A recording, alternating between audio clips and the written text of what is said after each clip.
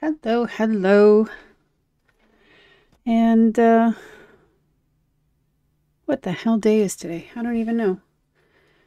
It must be Tuesday, right? Yeah, Tuesday. Happy Tuesday. I, like always, am just getting everything set up because I can't seem to manage it before the stream. Oh. And my Twitch app needs to update. So,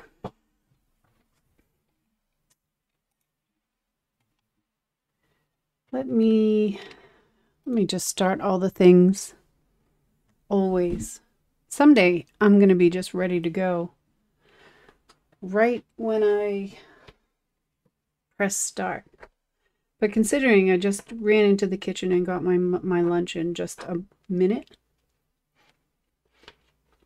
and I'm going to be eating while I stream, you know, it's been that kind of day.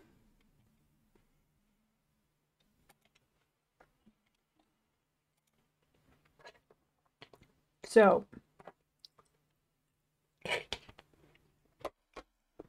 let me just get things settled.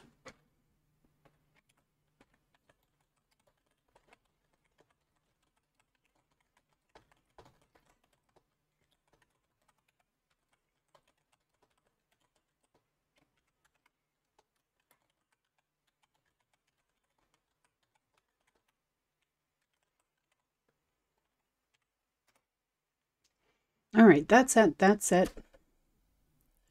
I still need to update the stupid app. Okay. Well, until that happens, today is, I know it's Christmas stuff, and I understand it's far too early. I get this. I don't disagree.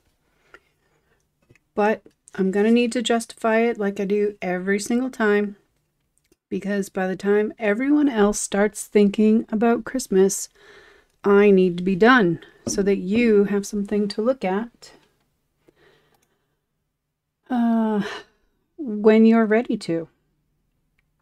I'm going to open my soda. I'm going crazy today. I'm having a soda. Ooh. It's 7-Up, lime, mint and lime. So it's like a 7-Up mojito.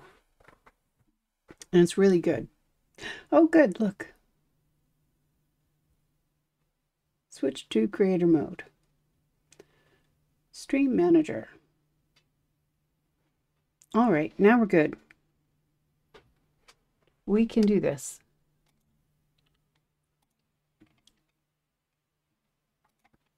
All right. So, yeah, let me just get settled. So today is Christmas stuff because I need to have stuff done. I need to have design team submissions that are Christmas related so that people can start thinking about doing their Christmas stuff. So that's what this one is. That's also what these are on the side, which we colored in, I don't even remember when. I had to cancel Friday, last 2 Fridays actually, because my kid was sick both days. So, yeah, that's what happened the last 2 weeks. So these are all done. They're colored, but they need now a sentiment to make them Christmassy, and they need to be mounted on cards and finished.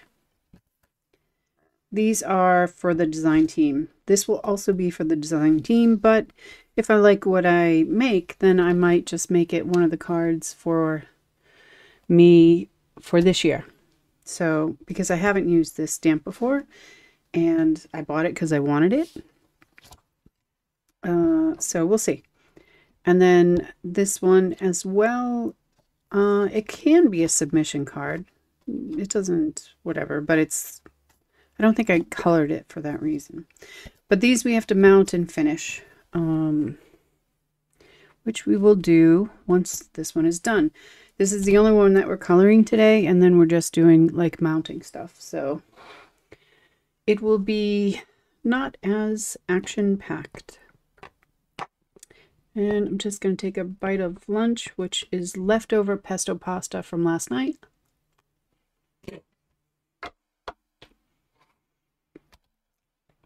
And here we go.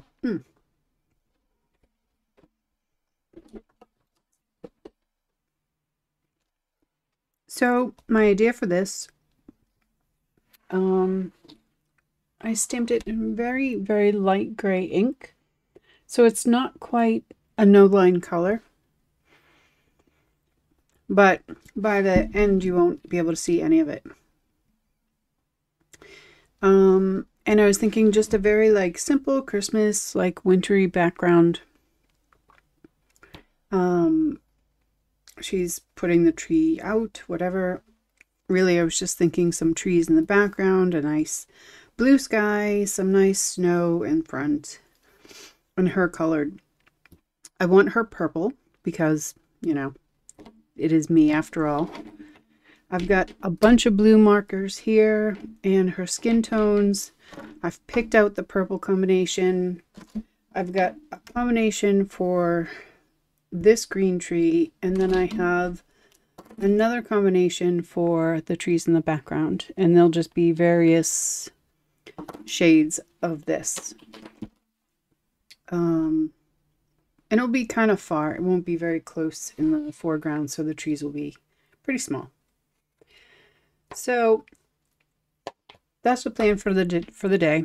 And then after this one is done, we'll just make sure I don't spill my soda.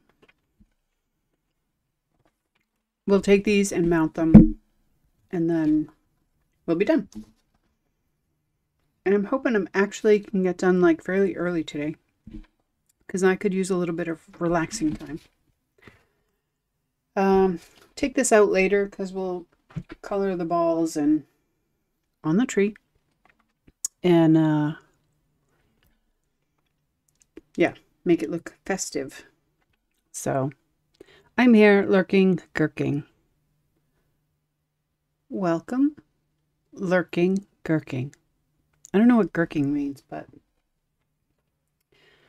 I don't know. So I'm actually just trying to get a little bit of food in.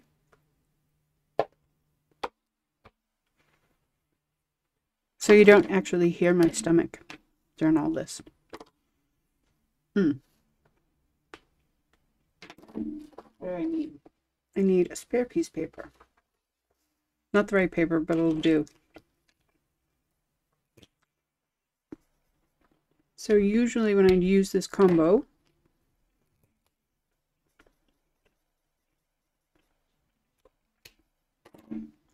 I usually go from this really dark color to this really light one. But I think today I'm going to put in a medium kind of color so it transitions better. Because I'm not really sure I'm up for the fight.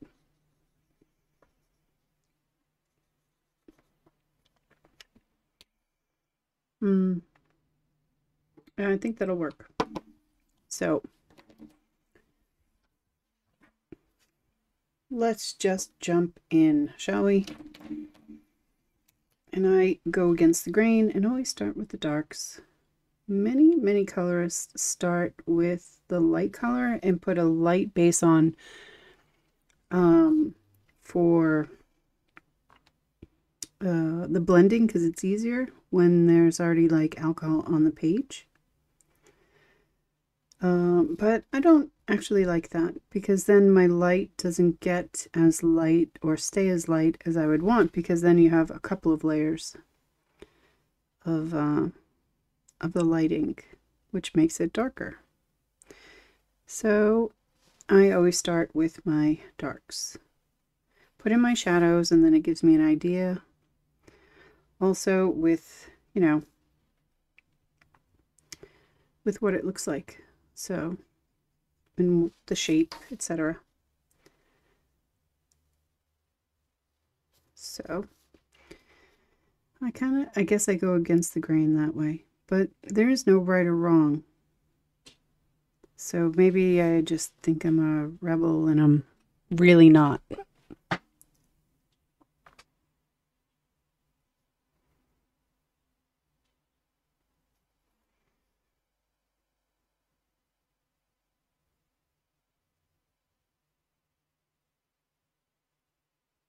I'm just kind of outlining everywhere there would be a shadow if this was like real life. What we call like a natural shadow.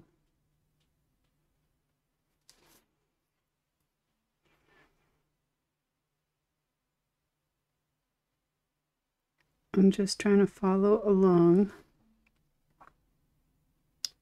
with the shape of her clothes and sorry, add in where there would naturally be shadows.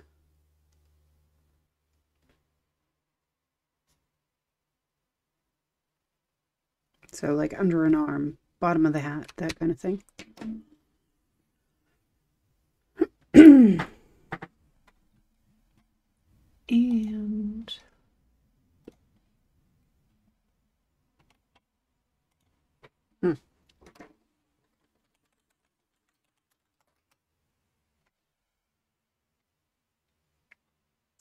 And I forgot to shut something off.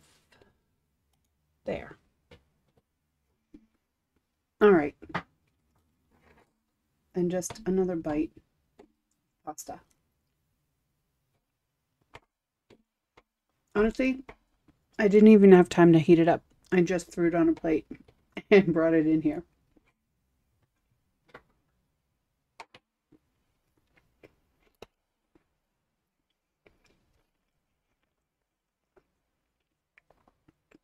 Is that the right color? Yeah. Oof.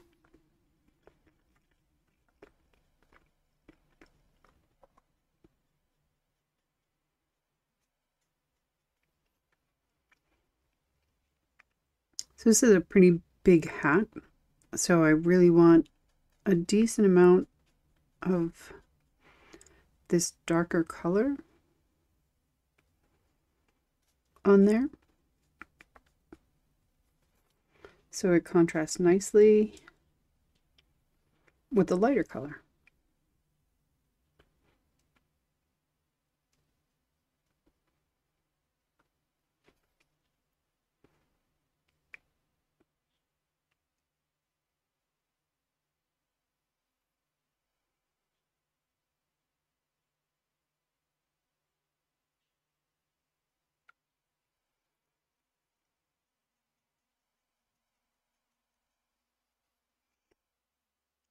I'm trying to just blend between the two.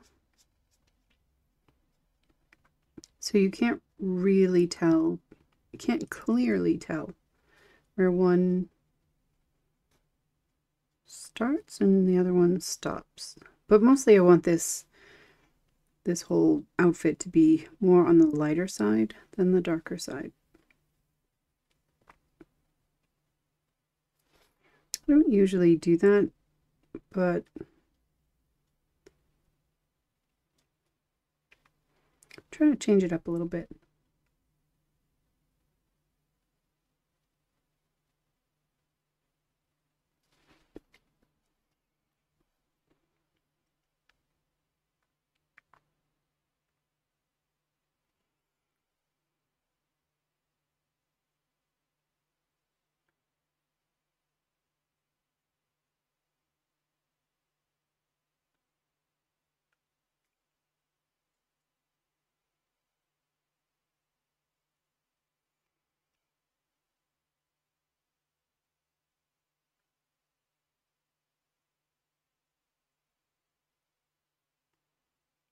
Like that.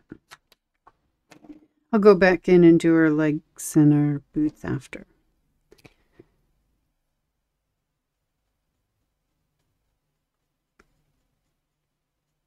So this color will be like the true color between all of the darks and lights. So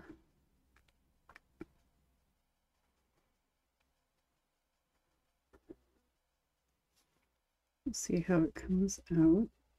It'll be the most color that you'll see.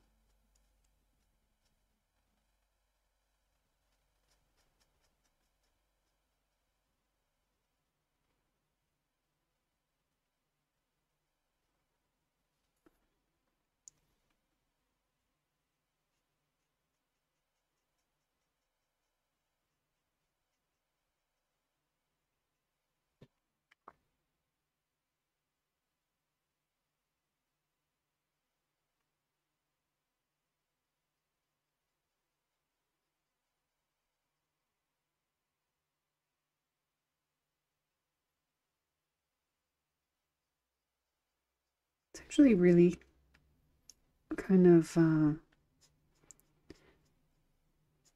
really fading out the other colors. So I want to be a little bit more careful when I'm blending, I think.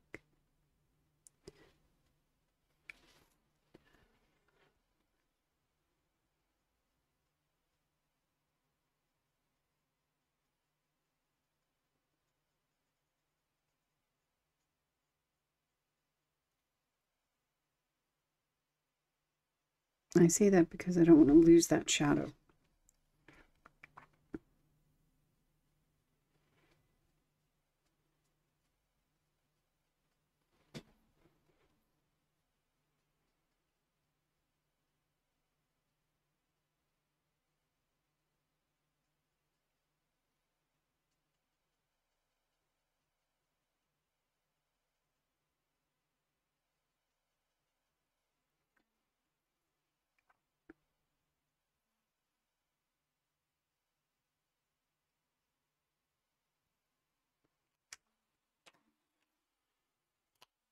And then the lightest color will be the highlight.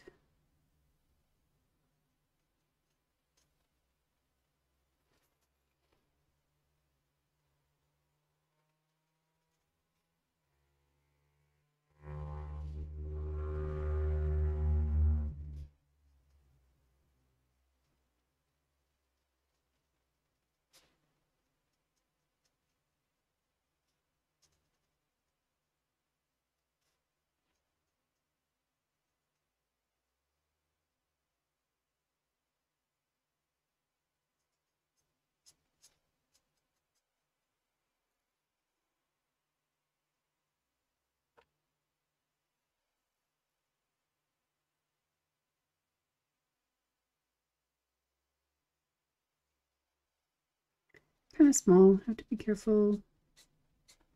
And then just go over everything so the tone is the same. I didn't really leave like a lot of space for this highlight around the clothes, so I need to be very careful.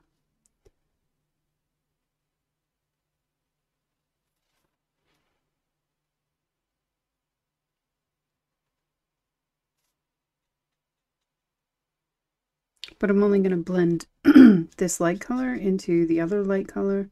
I don't want like where it meets up against the darker color. I don't want that to blend. I want that to be a sharp edge, sharp difference in color.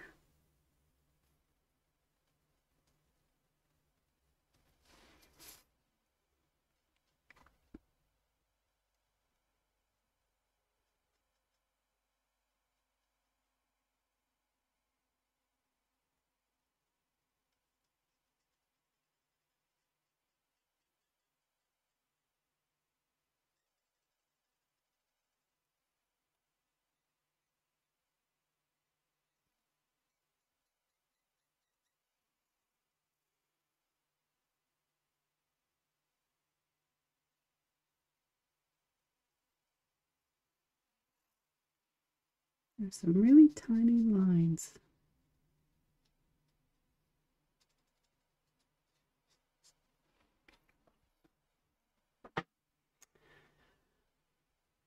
Like that. I'm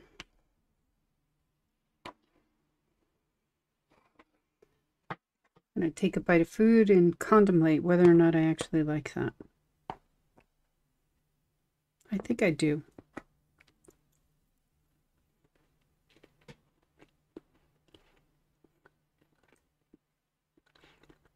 I think that's pretty good. I think the combination is a little, it's not still fully dry, but it's almost like there's so many different tonal values. But I think that's just in person.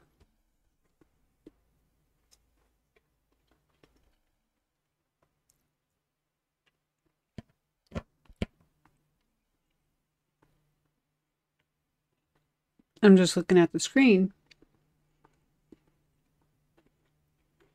to see what you see. Although my window is a bit smaller, I think. I think it looks okay though. All right.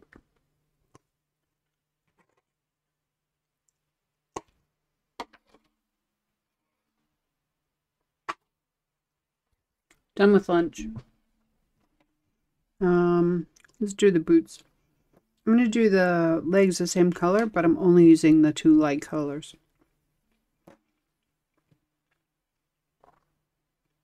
Yeah.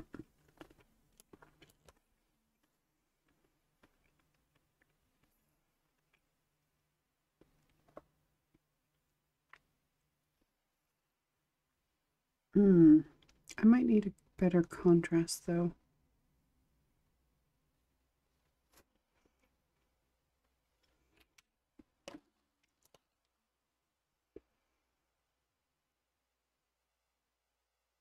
Yeah, I do. I need a contrast against this highlight that's at the bottom.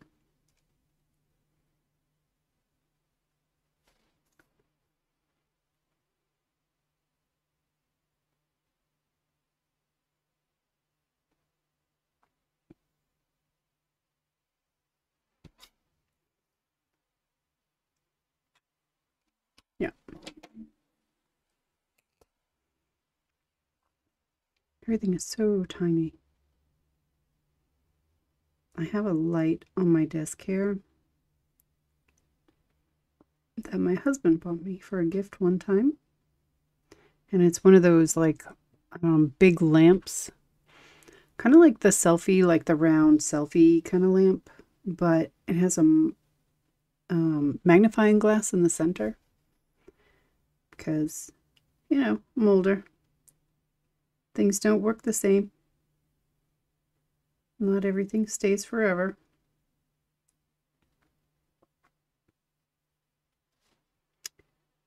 So for this kind of stuff, I would use that if I could.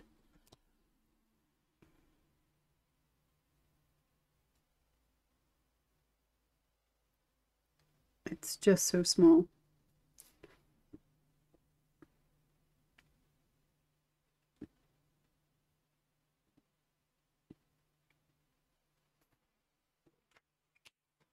But there we go. I forgot my soda.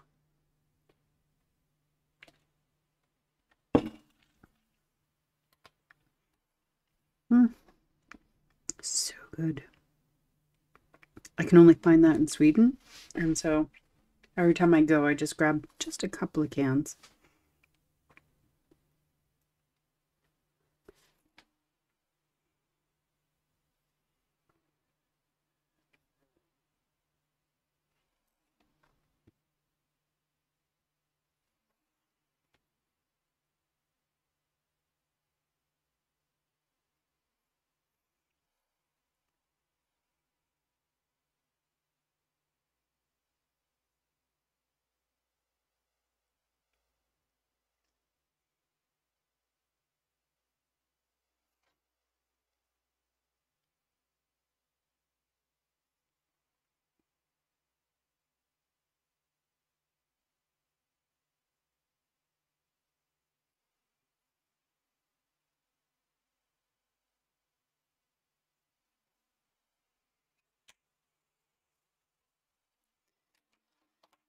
Did anyone have a good weekend?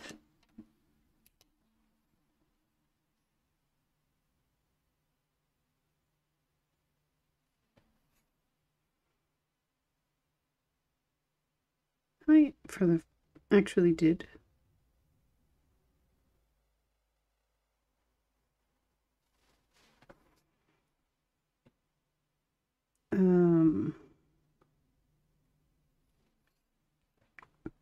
Went to Sweden on Saturday, hence the soda. And did some shopping. My husband and my son.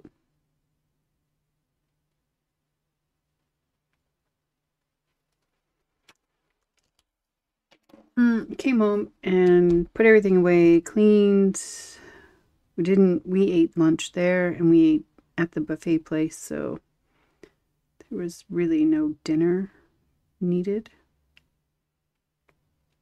So we had some snacks later. And then we played Minecraft the rest of the night. And then Sunday, Ken and I went to this really kind of like indie kind of food hall place in the city. So we drove down to Oslo just to have lunch. And we had our favorite poke bowl lunch. And then we came home and then reintegrated with our families. But it was nice to get away on the weekend because we don't often spend a lot of we don't do errands, we have family stuff to do, so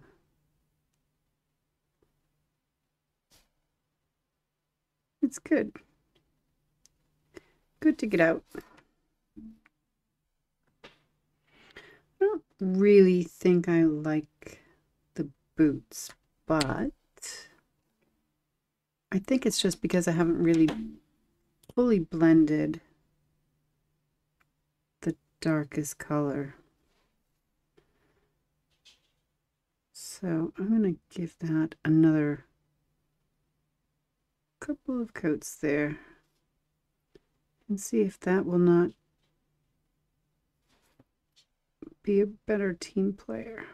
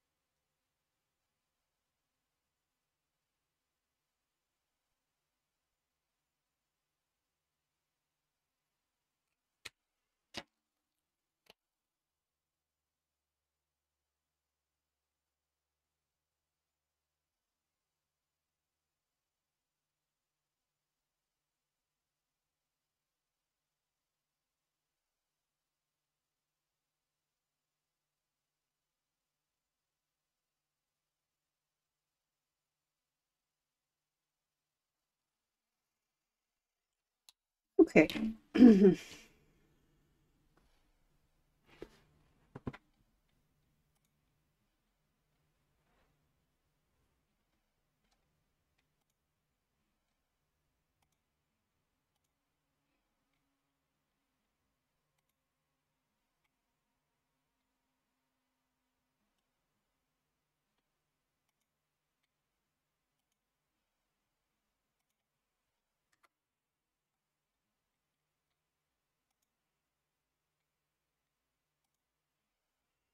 All right. So I'm okay with that. I think she's kind of cute. And I think once more stuff is added,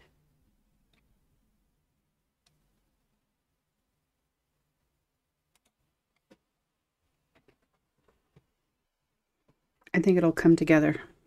So purples are done. Now I think I'm going to work on the tree. I just don't know if I want to do the bulbs after or before.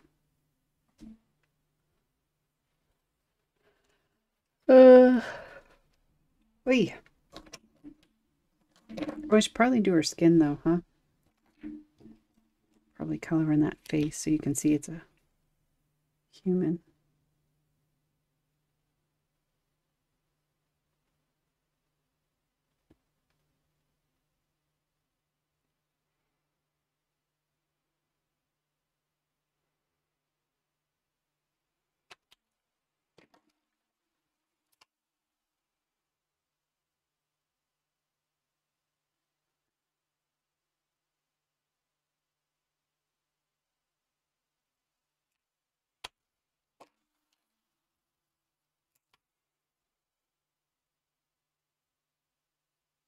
Oh my, that tip needs to be changed.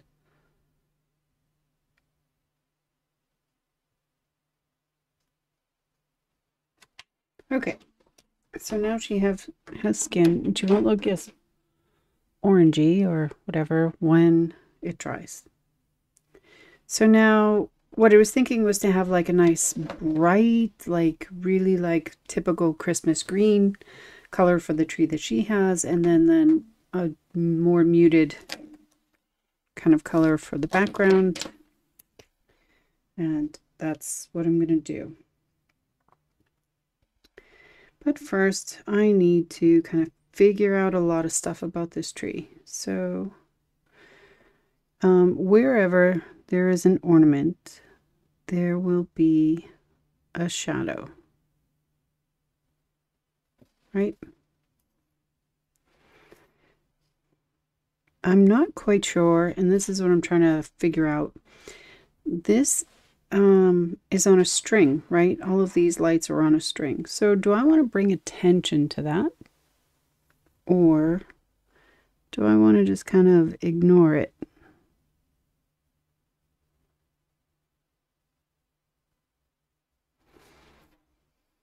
I'm not sure. I really need to kind of figure that out before I start coloring it, though. Because once I start adding a lot of color, you won't be able to see where it was.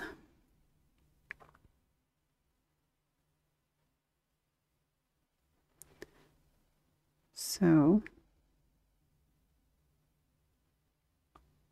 I need to make my mind up by the time I'm done putting shadows on the bulbs.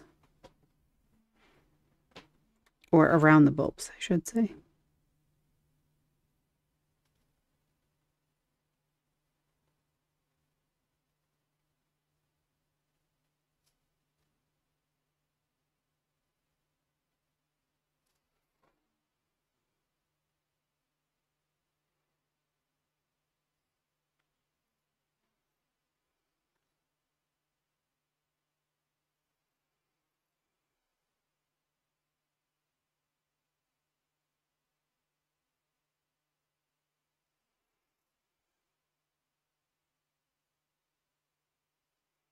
I'm also not going to, when the time comes, like really blend in this green color, this dark green. I actually want it to be fairly sharp.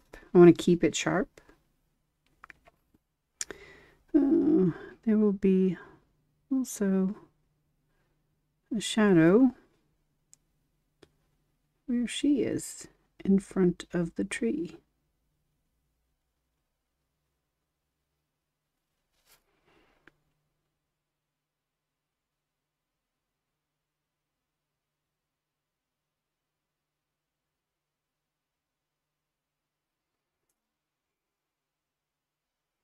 So I need to go around her as well. But I need to use my most steady hand and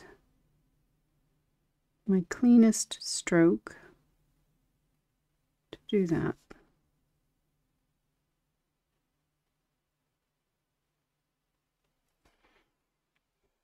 So I don't undo all of the coloring I just did with her.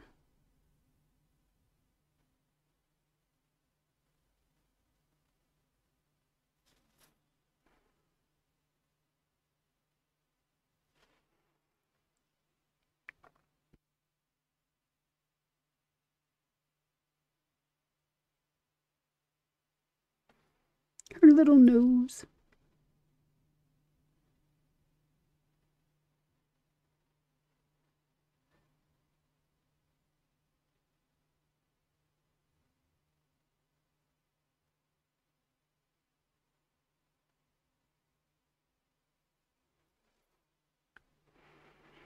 She has a hand in there, but I'm actually just going to kind of bury it in some shadows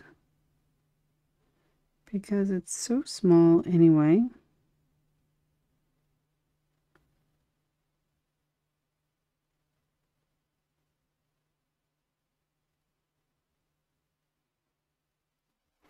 that you wouldn't even really see it. Look at me remembering to finish my sentences. Oof. Maybe I should play the lottery tonight.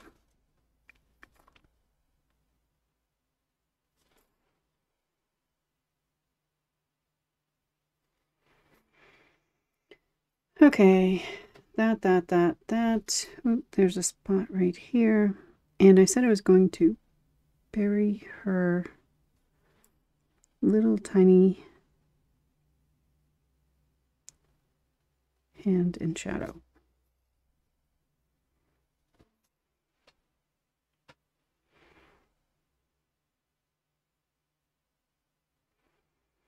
All right, moving on.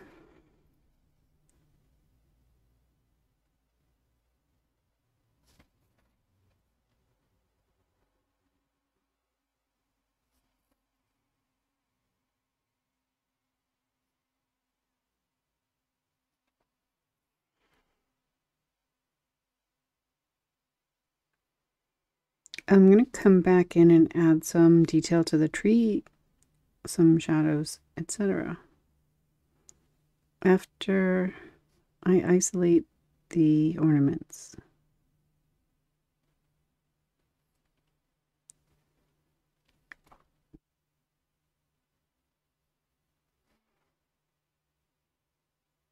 I don't understand actually why I'm only doing one side of them. Silly.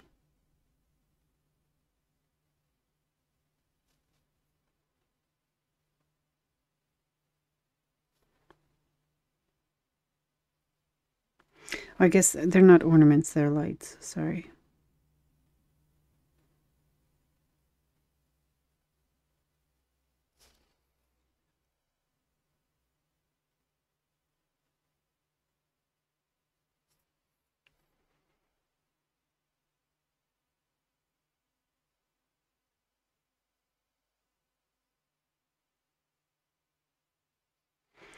All right.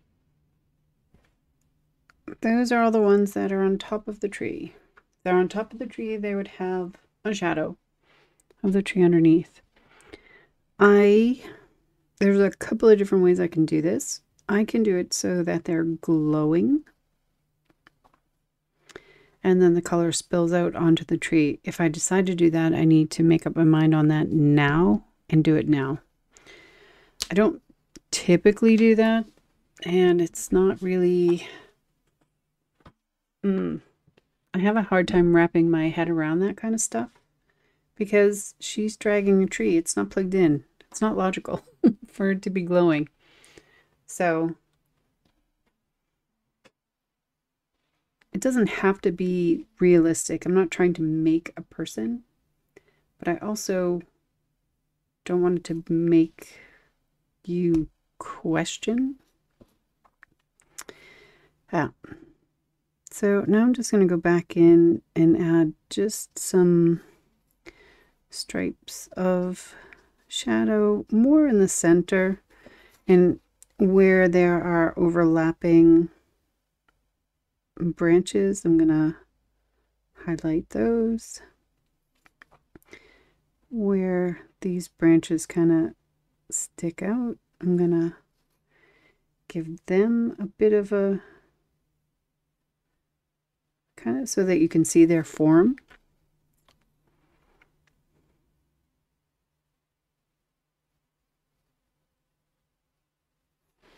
But I'm not everywhere.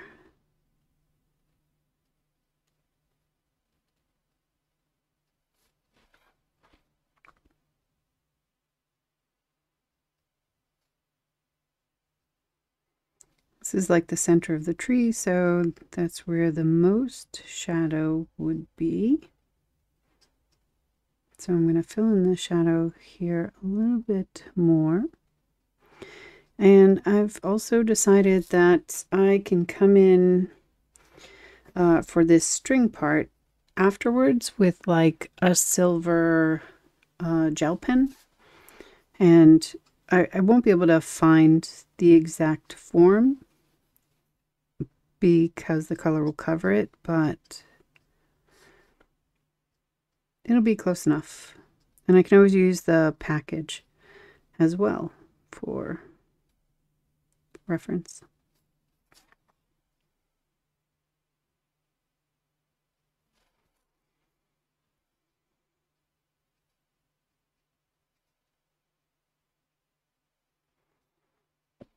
I've decided that even though it's the majority is going to be in the center, but I do want some little pieces of shadow everywhere else too.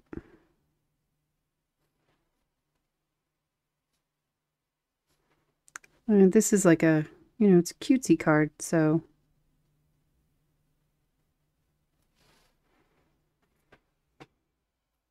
yeah, we'll have highlights and whatever.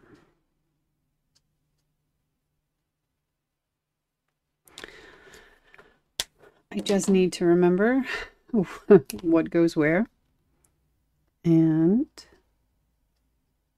kind of blend it in. So this is the second darkest green, and it's really bright, right? Because the trees that are in the background are going to be more muted. So I wanted this one to be very Christmassy green, and why you would pick this tree.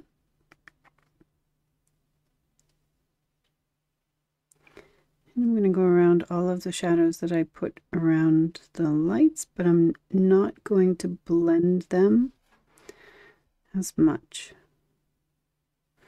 In fact, I'm not really going to be blending a whole bunch here.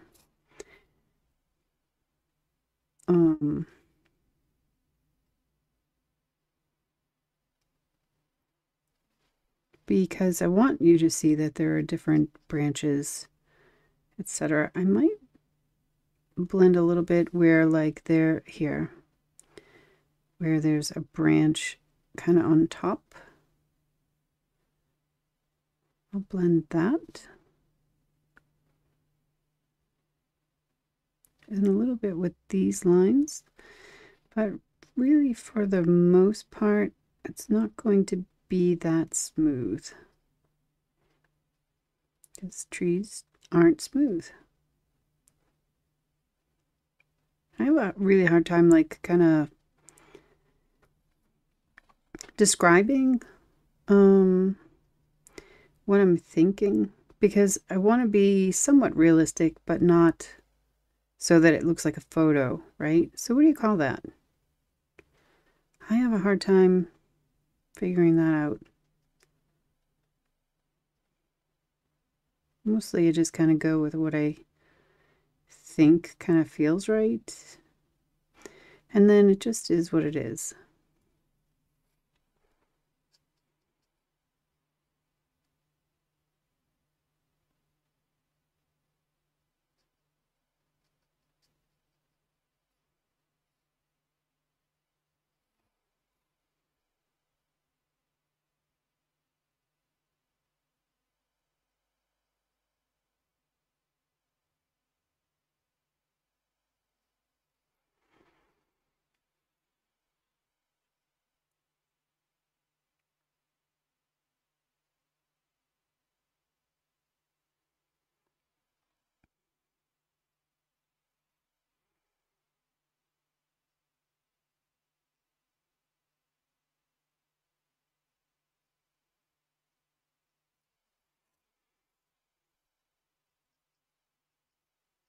And I'm not going to go too heavy actually with this green as well, because I can always add more color if I go too light.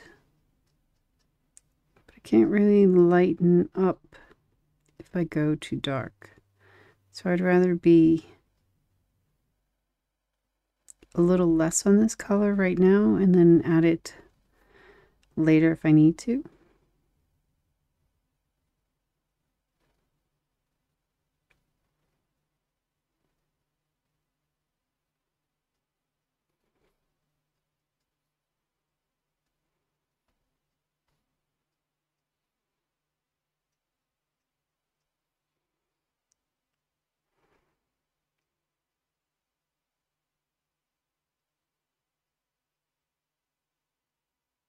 This is like the bottom of the tree. So this will be the darkest and have the most blending.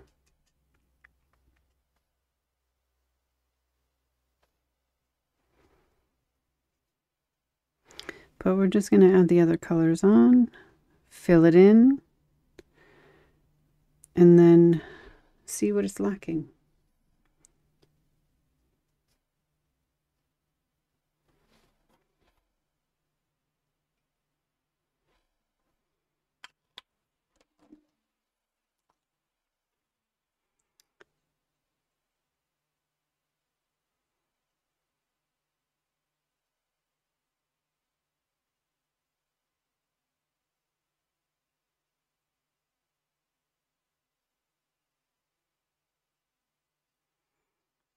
This color is very similar to the last, but a little bit lighter, and it has a little bit more yellow in it.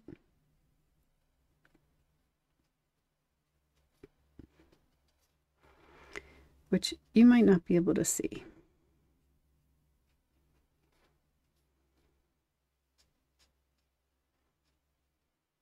But it's a good way to transition from one color to another, because the lighter color is really light.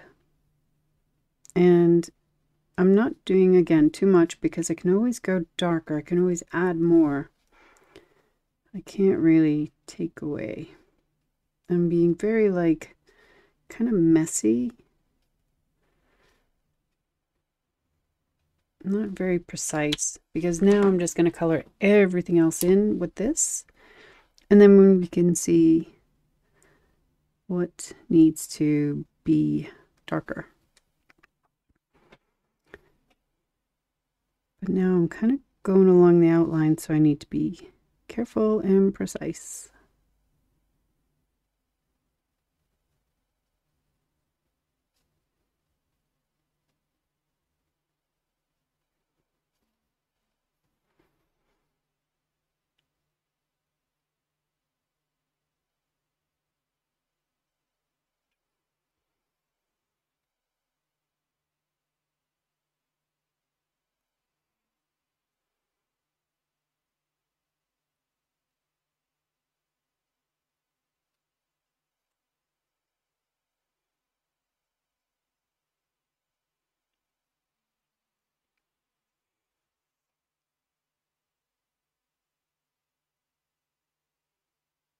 Okay.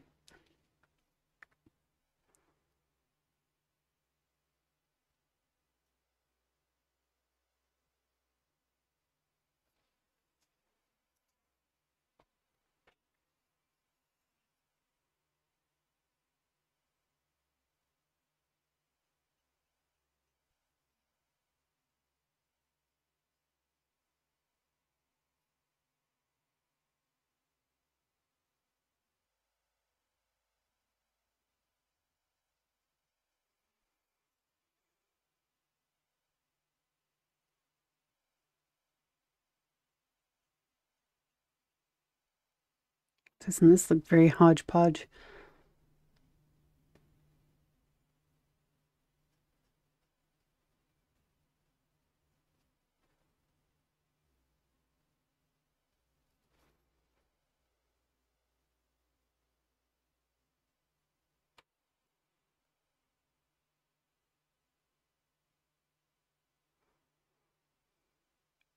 I've taken like a lot of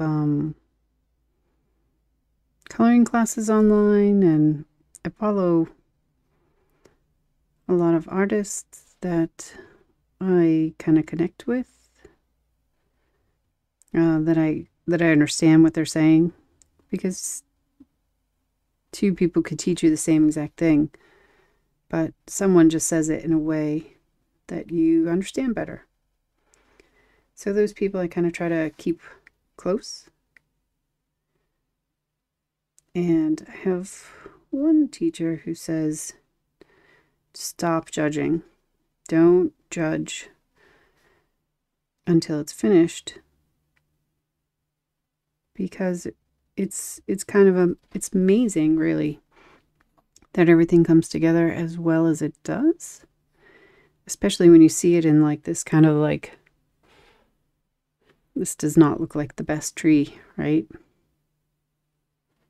But then when the final color is applied, the final brushstroke, the final whatever, the background, whatever it is, it just, for some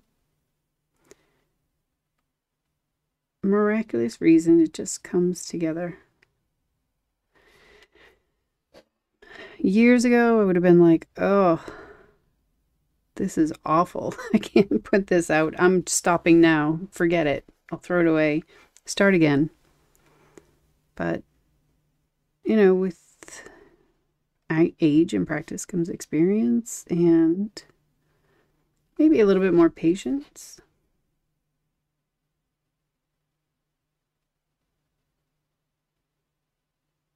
So, to me right now, this doesn't look like the best tree ever. But it will. But what I think I'm going to do is I'm going to leave that like it is now. I'm going to color in the lights. And then I'll know exactly what I need where. So, just drop my fork. Let's pick out some colors. Well, I'm going to go with my very favorite normal red, my Christmas red. And then we need, what color lights do we want on here? Probably need some kind of a green one, right? But like, are there green? I can try to think. I know there's blue. We can go with like a nice bright blue. 642. I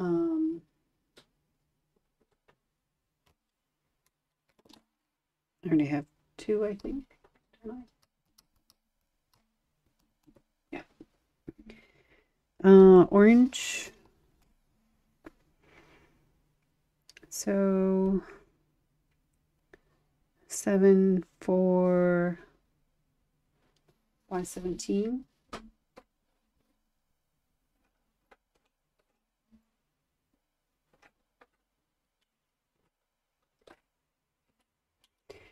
Red, orange, blue. What other colors are on colored Christmas lights? I'm not even sure I know. I think there is a green, right? So I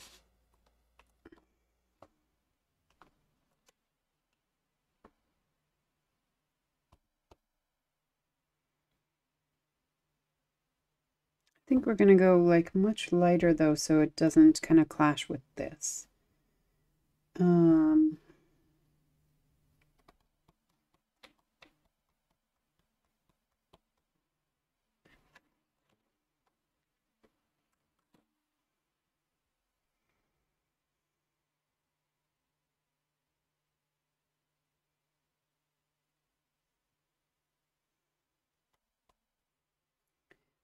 I think this sounds weird. Let's test it out. I think I'm going to go with YGO5 as the shadow. YGO3 is the color that I'm using on this tree, so I'm not going to use that because I don't want it to blend. So I think I'll do YGO5, YGO1, and then come up with the fluorescent. Let's just see how it looks.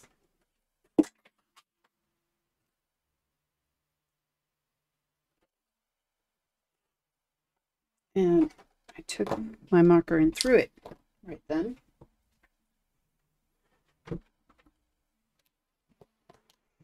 So that would be the dark color.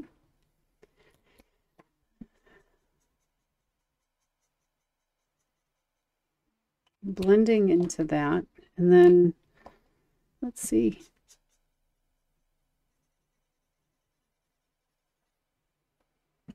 I mean, that's kind of a green, and it's a different green. So I think I'll try that anyway. All right, so green, red, blue, orange. That's probably good enough.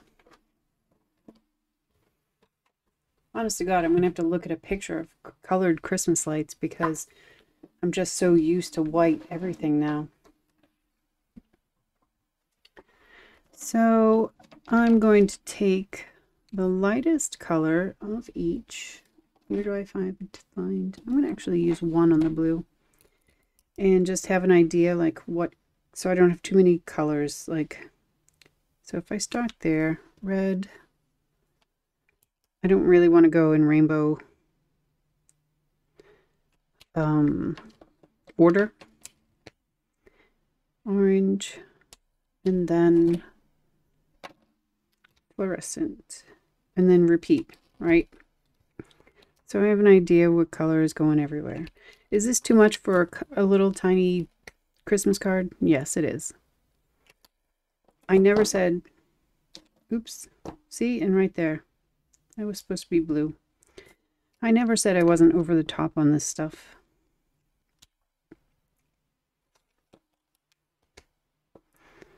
Orange. I'm going to go red here because I want this fluorescent green color to be more in the tree area.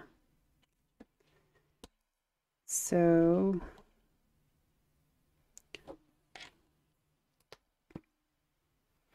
I'm kind of going in order and kind of not.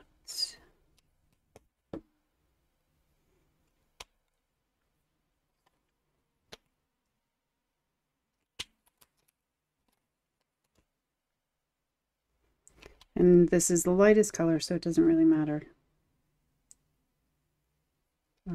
Red will also be here.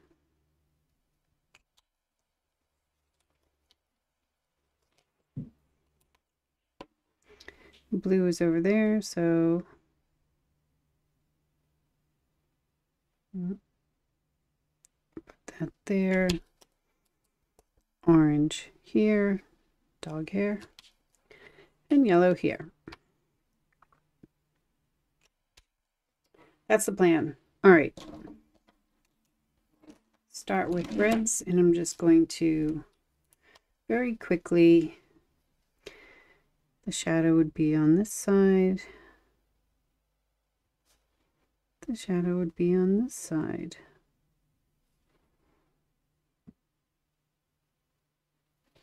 That game I like to play.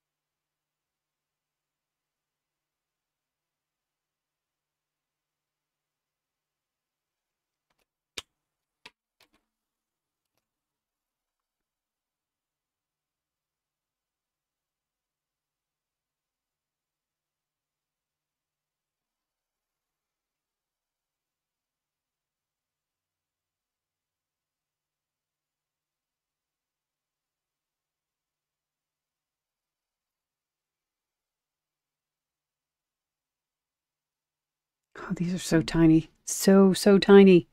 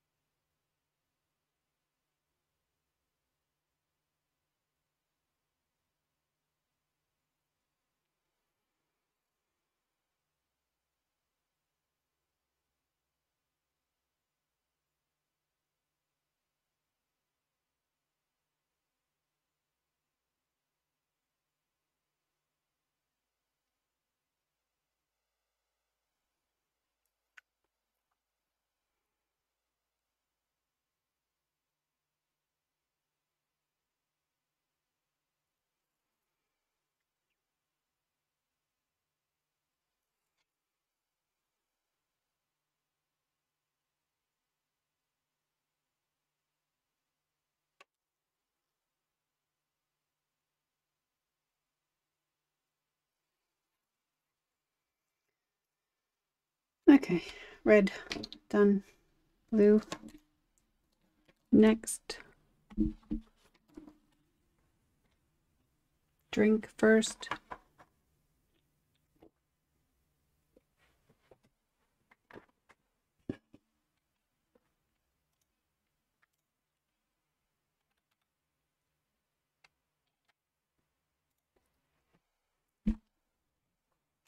Okay. Shadow. The card is sitting like this. The shadow is going to be on the bottom. I'm not really being all that precise.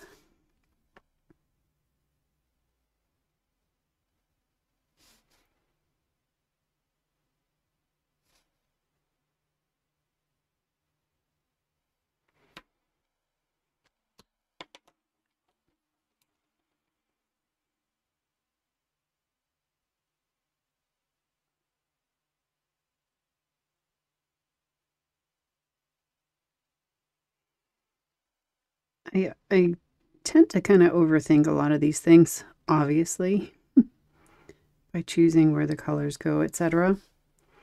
But at a first glance, I want it to make sense. And it probably would make sense if I didn't still do what I do, but it also needs to make sense to me. Which is why I do crazy, stupid things like pre-planning where colored lights are going to go for a thing that's like,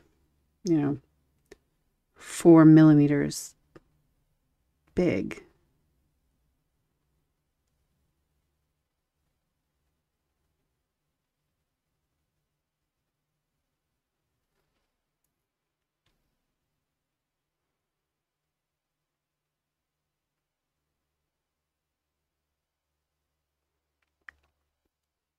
And I'm just slightly blending the side that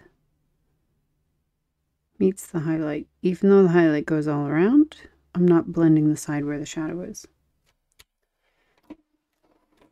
Okay. Orange.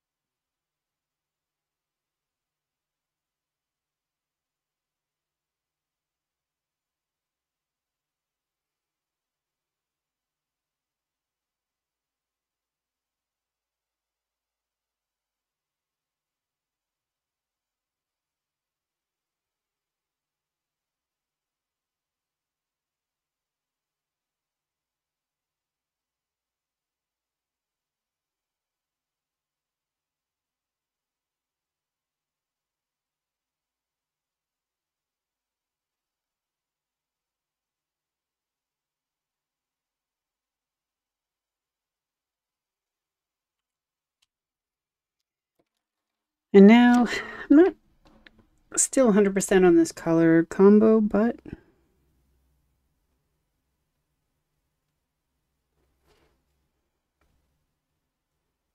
I think it'll work out fine. I hope. I am making the shadow on this one a little bit bigger to still kind of give it more of that green look, because after this I'm going just really with yellow green colors.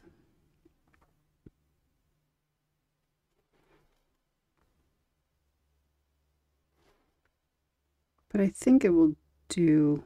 I'm hoping it doesn't get lost in the tree, and that's why I went with the fluorescent.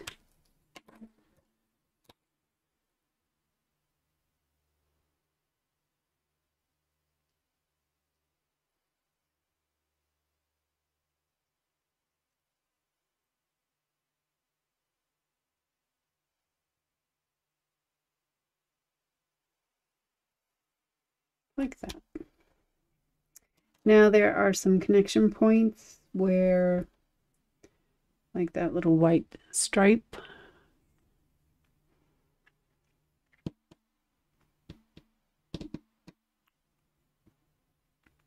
And I think I'm just going to use black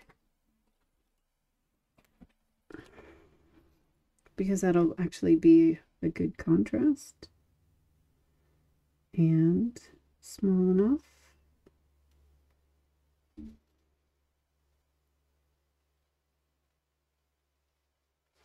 Where hopefully it'll still make sense.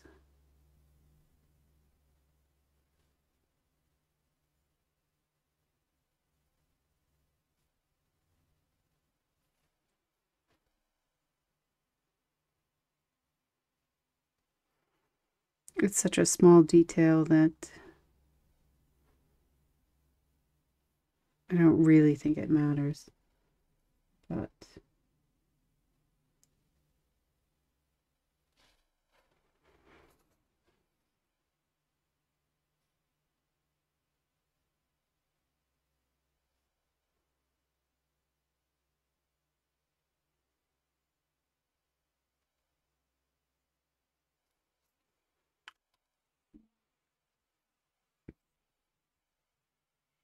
I don't even think you can even see that.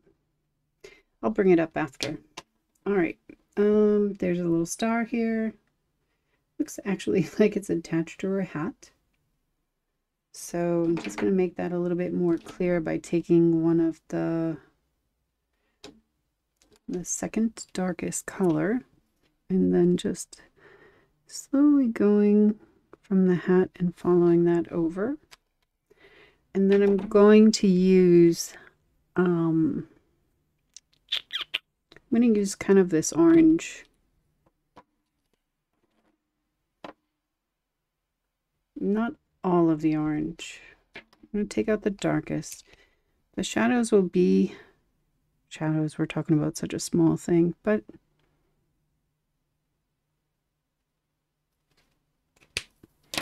the shadows will be the medium orange, and then this will kind of fill in the rest in the center. And then I'll take this, not the fluorescent, but this YG01 and come in with that. And I'm hoping that it's not going to be, oh, it is a little green. All right, we're going to undo that. We're going to pick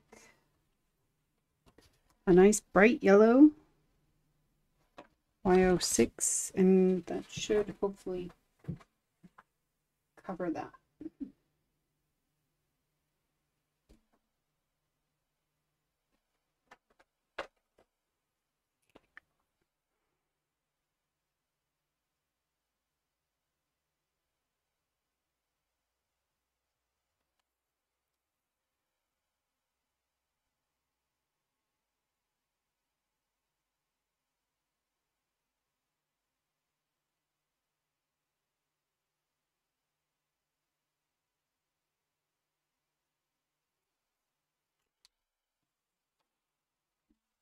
Okay, that's that. I'll do the light of the tree, the light of the words, the string of the lights. I'm going to do that after it's all done. I'm going to finish this tree after. I'm going to start on the background now, but I do need to do the tree trunk first. So some kind of E57 range.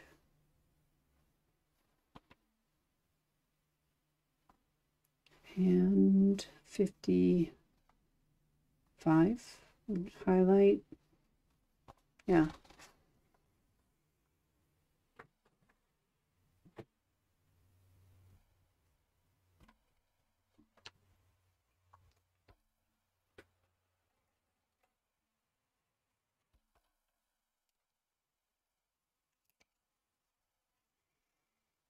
The darkest parts are going to be on the bottom and where there would be natural shadow.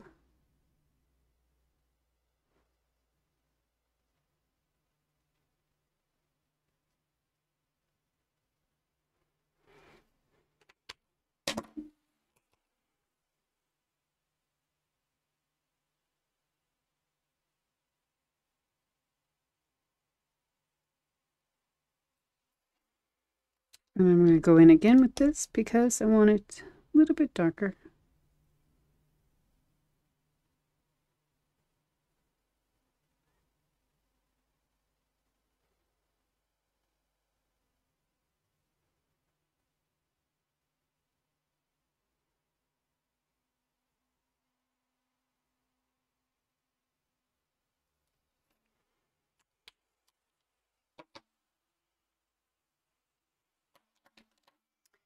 And now background. So, as I said, the trees are going to be in a distance. So we are going to take our lightest blue and we're going to figure out where stuff is going. So I figure if I want the trees about here, then they should go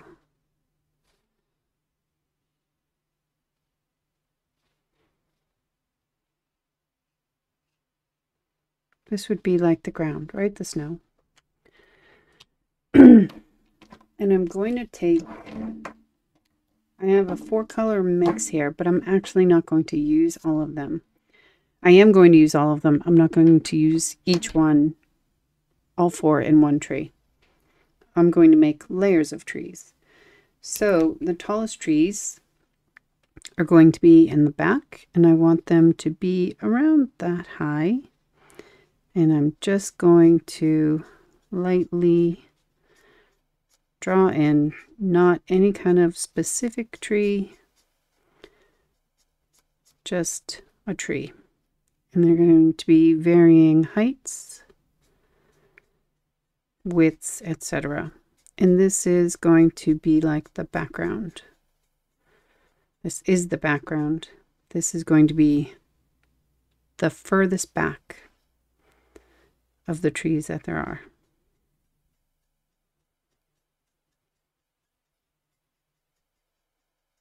And actually, I don't even have to draw this, but kind of from my head, I need to draw that.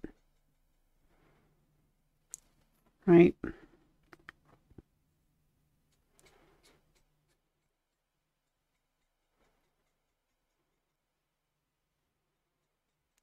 I'm just going to kind of fill in this a little bit here and there. Actually, no, I'm going to fill this completely in with this color.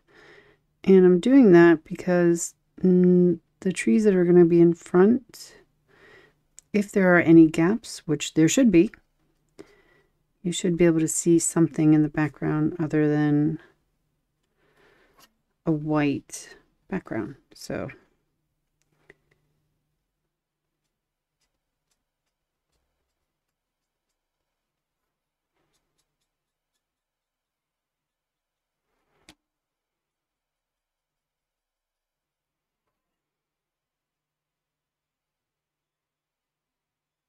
I made a little bit of a mistake, so I'm just updating that.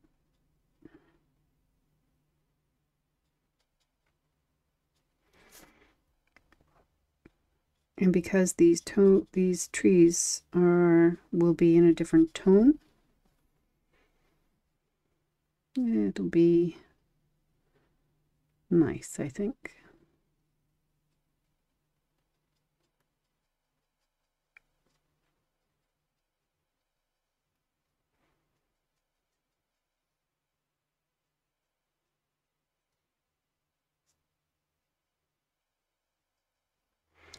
So that's that. And then I'm just going to go through all 4 colors, and I'm going to now start variating. So there's not going to be trees everywhere. There'll be like one kind of bigger tree here.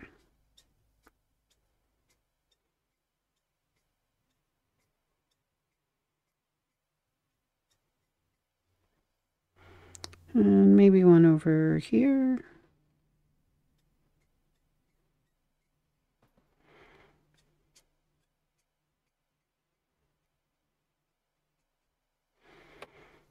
Certainly one over here.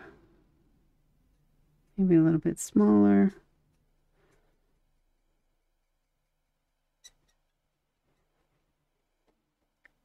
Maybe a side piece there.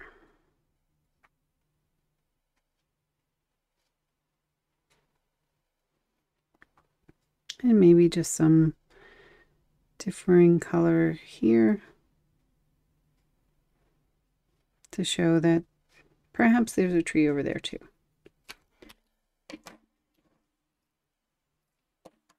Probably should add no, it's okay. And then nope, not you. Not you? What color are you? Oh, yes, you. Yes, very much you. Okay, so my second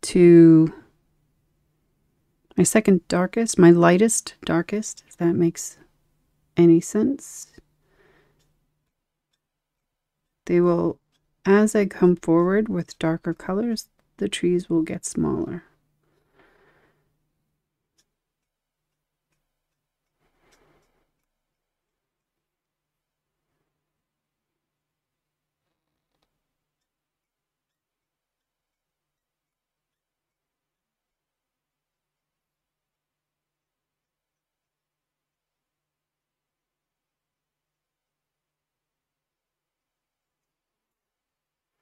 So just filling in, oops, and trying not to ruin the tree that she's carrying.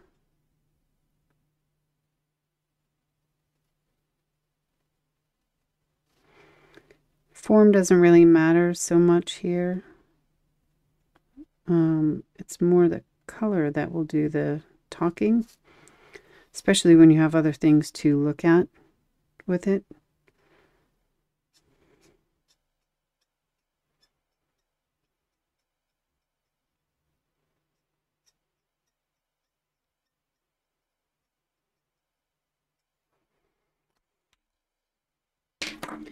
And now the darkest, which will be the smallest of the trees. And I'll be a little bit more careful with how they look because they're in front and kind of have focus.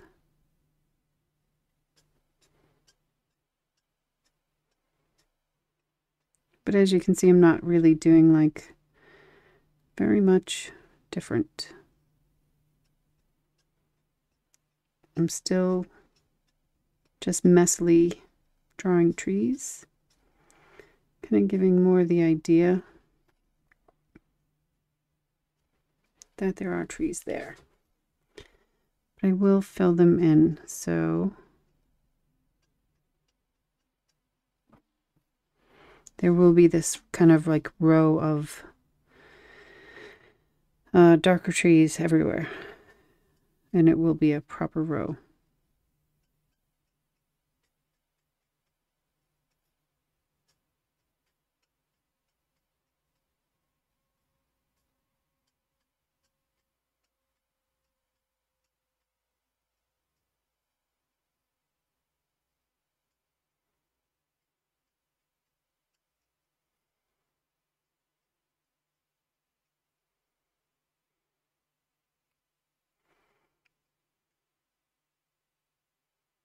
I just need to kind of fill in around these things.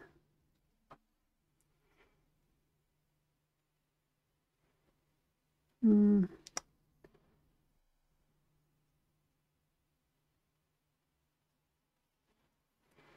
going to leave some gaps though.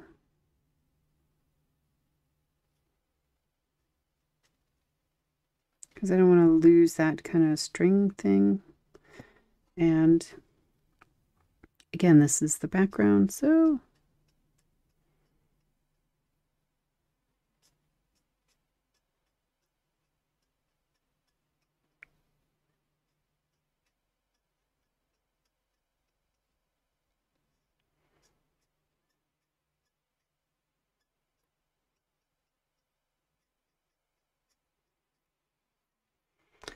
there's a whole forest back there.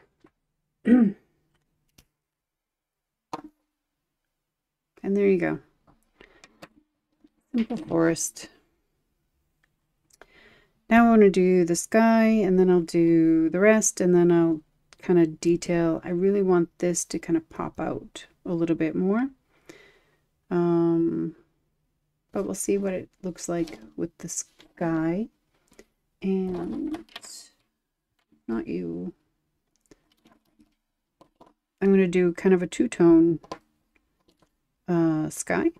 Pretty light. A mix of blue-green and blue. And I think this is the darkest. Yes. So we're just going to kind of add some stripes of color.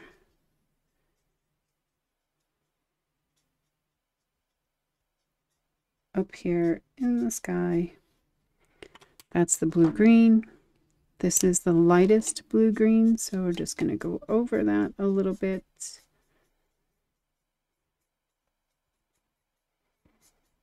Very messy.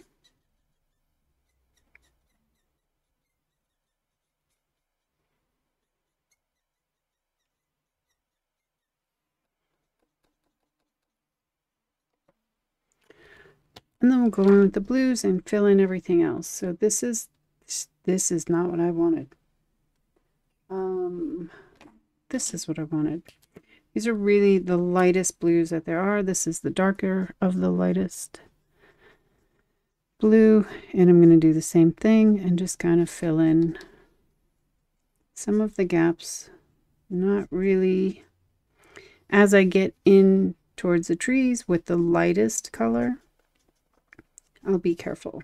But right now, this is just kind of going to fade out. I want blues and the greens to be together. And this is the lightest blue. And this is going to go everywhere else, literally.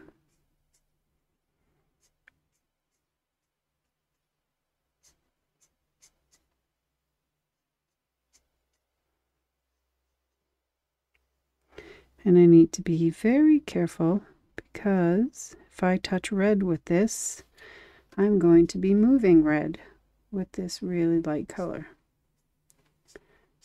If I touch any kind of strong primary color with this, I'll be dragging it around.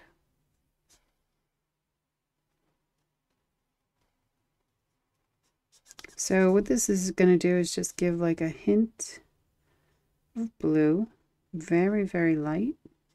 It looks a little bit more now maybe, but it's only because it's wet. And it's going to blend everything else in. So it's going to fill in the gaps with a really light blue and then blend everything else together.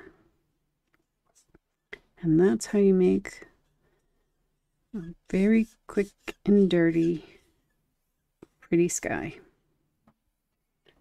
And when it dries, it'll be lighter. And that's all that's happening right there. So now with I want to save the blues from this. And I want to go with those as well for the snow.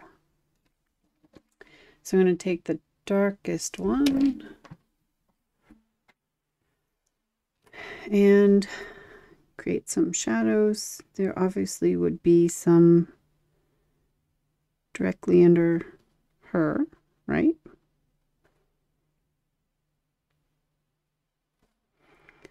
there would be a little bit under each of these. That one would be kind of hanging in the air. And then I'm just going to kind of create some shapes.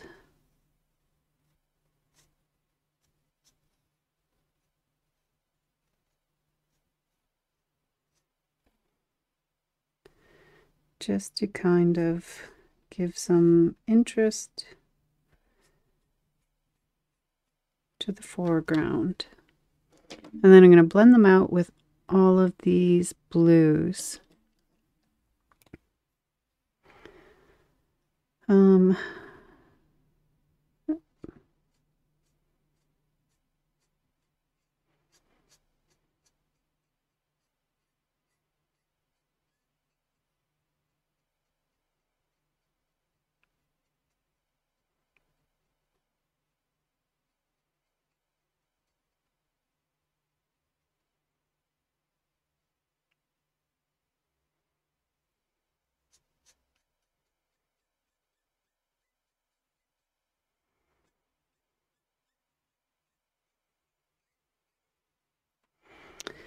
I was trying to decide where I wanted the shadow to be here, and it's going to be on the inside here and underneath.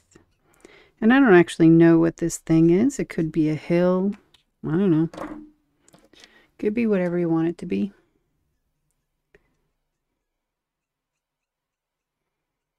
And I'm just going lighter in color each time, going over, and I'll probably add a little bit here just to add interest, but I'm always going over what I've already done.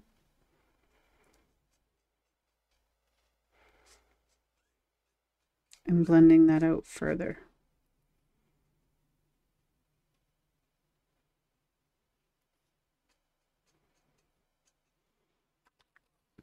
And then again with the lightest color.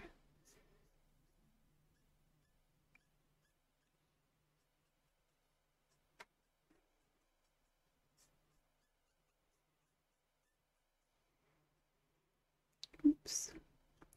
I've been like really messy actually with these colors, which is fine, but I think I'll go one step further.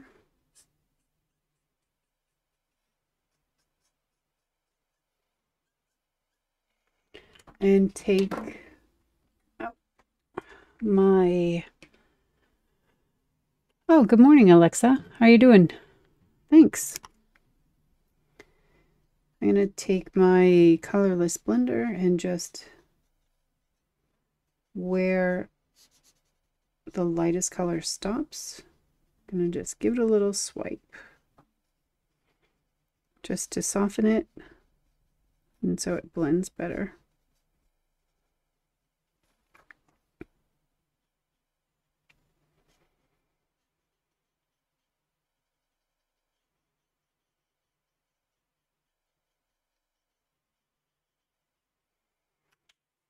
And then when that dries, it should be lighter. So now with this tree, I'm just going to come back in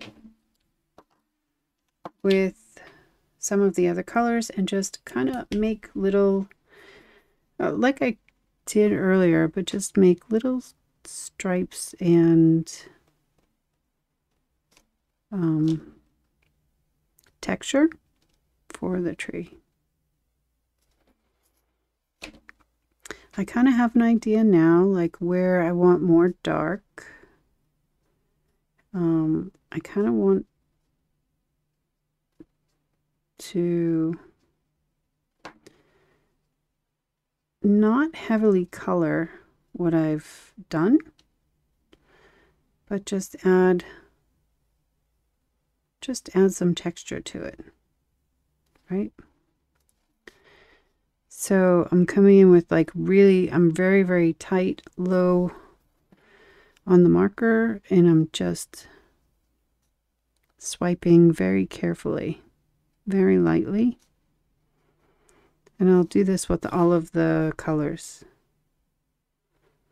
And it just adds little tiny lines which add texture.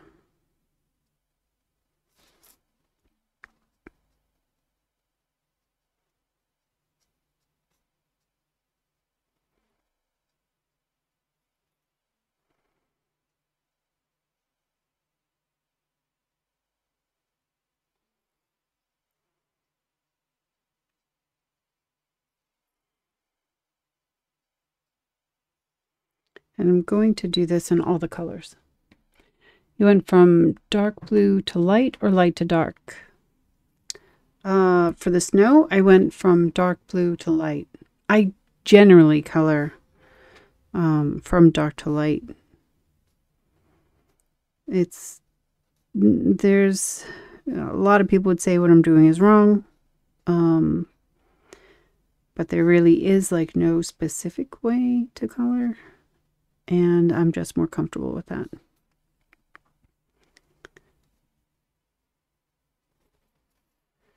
So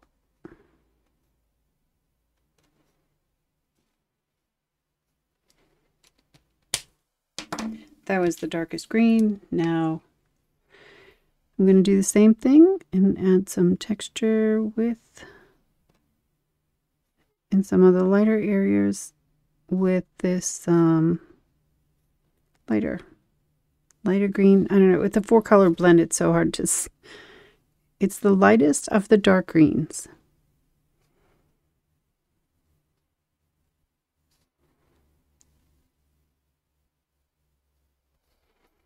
And again, just giving little stripes here and there. I don't want to blow out and get rid of all of the lightest work.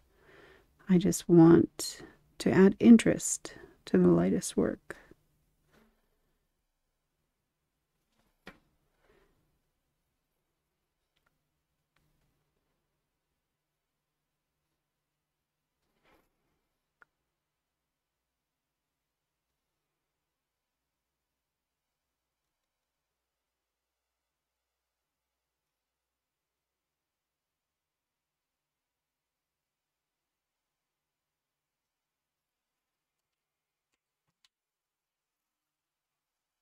Oh, totally forgot a piece there.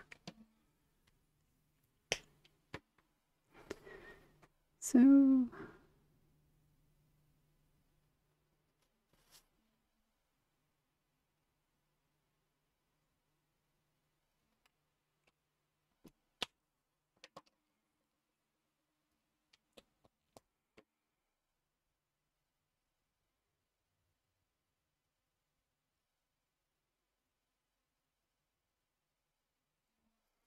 I've noticed that I've kind of missed over here.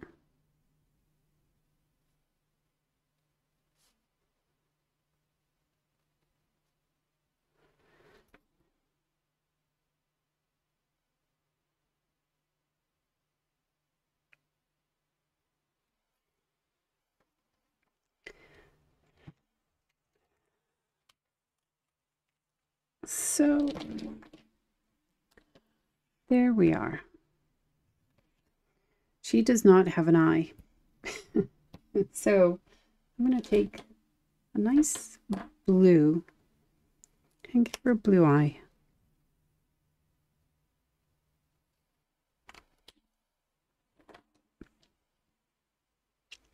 What are we thinking?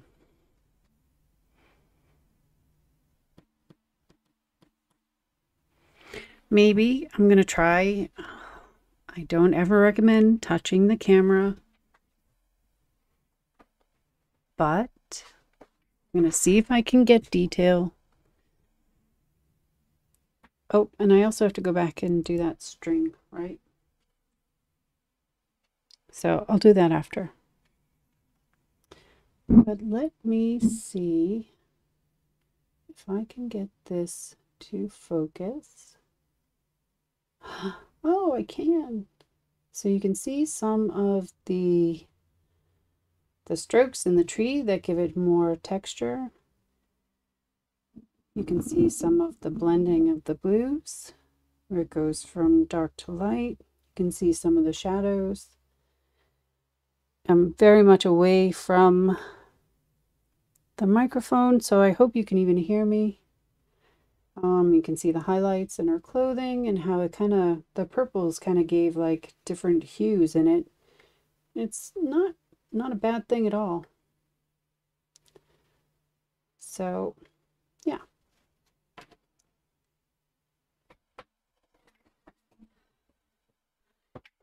Don't touch it. Yes, bad things always happen when we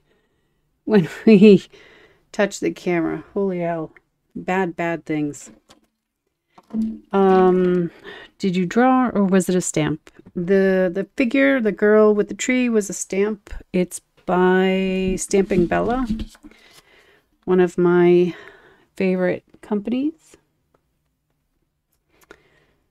And you can always use this actually as a template or whatever, like a guide for how you want to color as well. This colorist is amazing. Her name is Elaine. I follow her. So, ooh, I just hit everything. So this is Stamping Bella, and it's the stamp of this, and then you saw I just drew in the background. And I think I'll put a sentiment over here up at the top, and I think I'm also going to put a border around this by just trimming off a little bit on each side, and then a colorful piece of paper behind it. So it looks like there's a really thin border. But first, before I forget, I need to find my silver pen. What color are you? Nope. You guys are all white. You are black. Are you silver? Yay. So this is just a Jelly Roll pen that is silver, and I'm just going to trace on the line of the lights very carefully.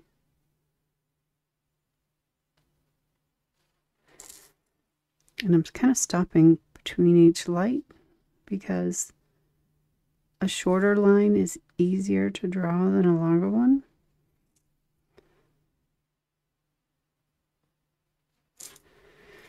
And now there's something up here as well.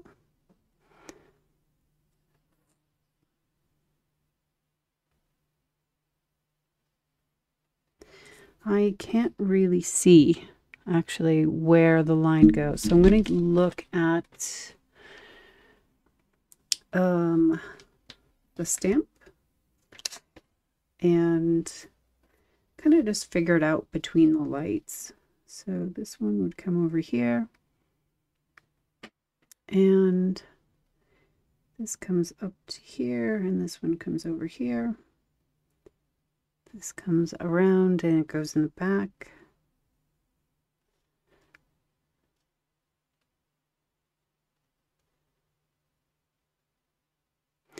So I'm looking at the stamp, and then I'm also kind of guessing a little bit.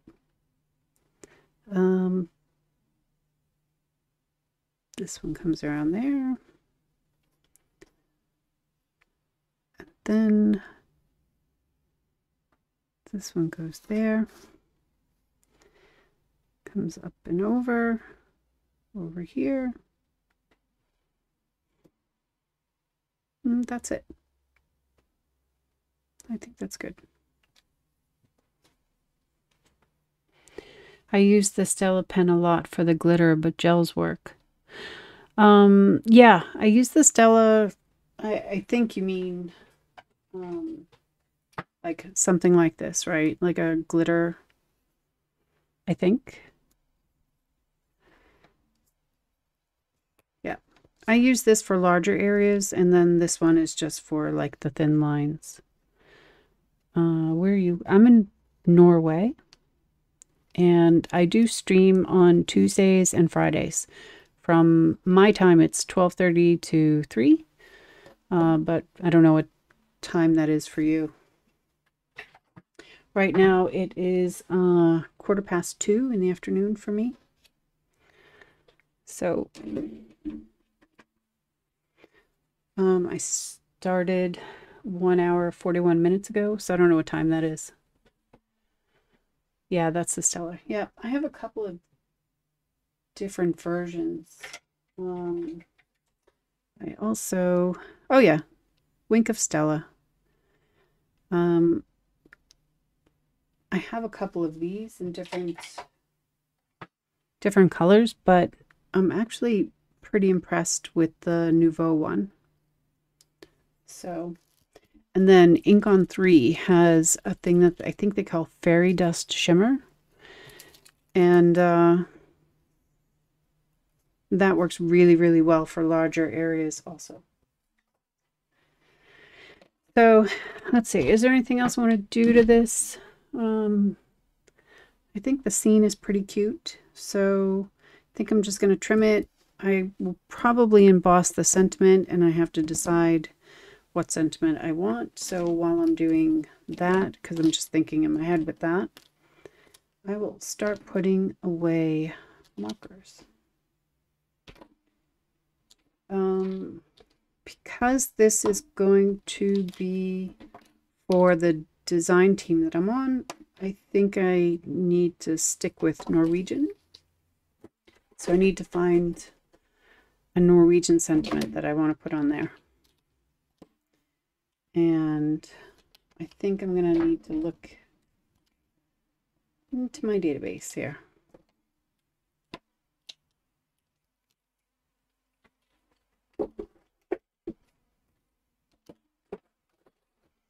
So now that this one is done, I am going to make a mess. And then I'm going to take this one and these that I've colored in previous streams, and we're going to mount them so that they can be photographed and put into blog posts and be done.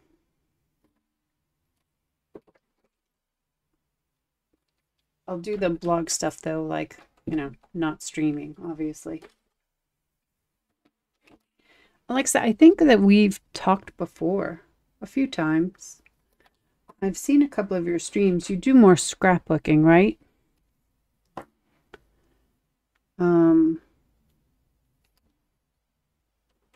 I think I've seen you a few times. We've chatted. I think you got like the Copic, like a bootleg version of the Copic hex chart, I think. And you were coloring it in one time. Yeah.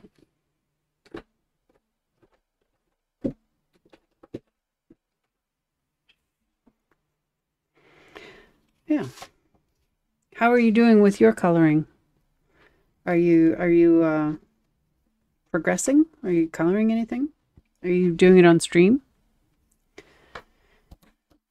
Okay. I don't know what size. These I think are A6. That is... These are all A6. This is A2. I have a bad memory though, so I need to keep chatting. Yeah.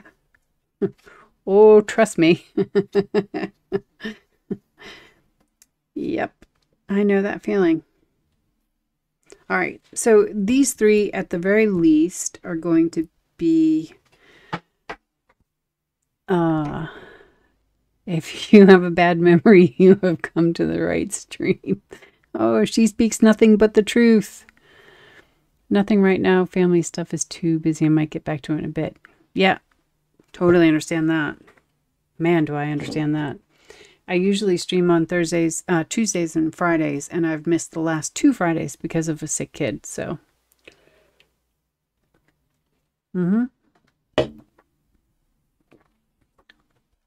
Yep.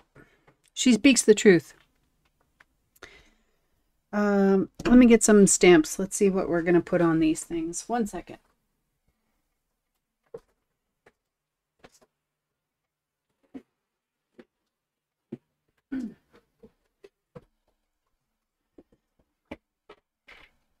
Okay, so the company that I am a design team for also makes their own stamps. So I try when I can, obviously, because it's for them, to use the stamps that they make. And I have a couple of Christmas ones. Not you. Not you. Maybe I have one Christmas one. I hope I have more than one Christmas one. I do not have more than one Christmas one. Oh, this isn't going to be good. I don't want to use the same sentiment on everyone.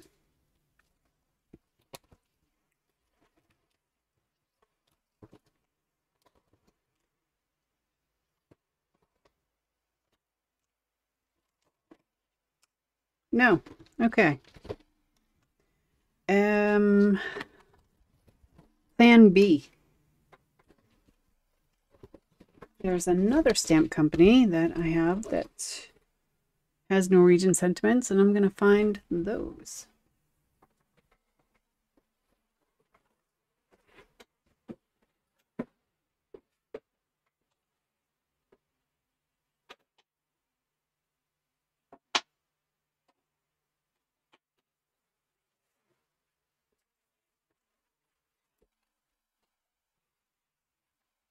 Okay.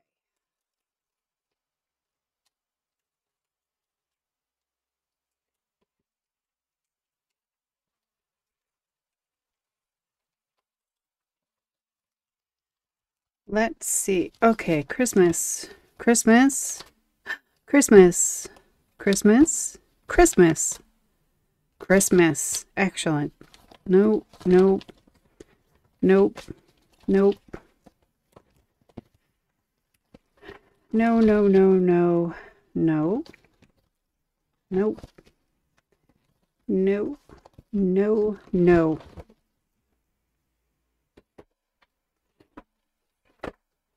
All right.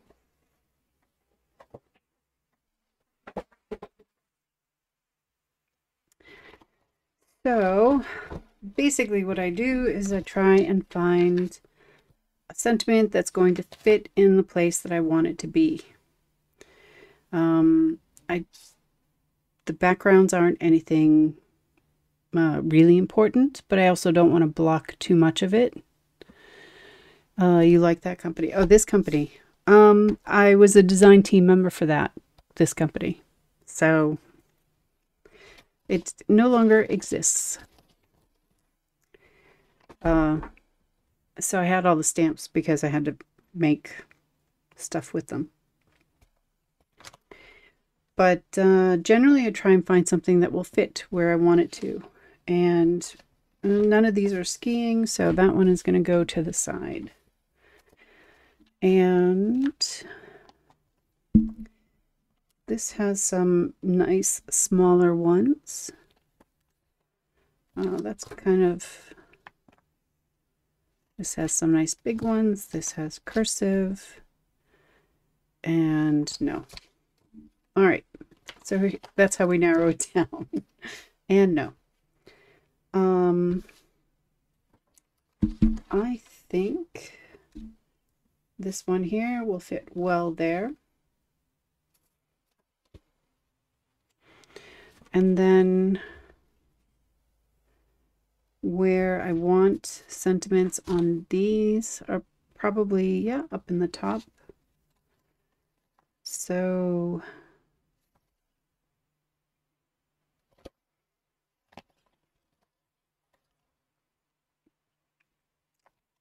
this one can go up here. And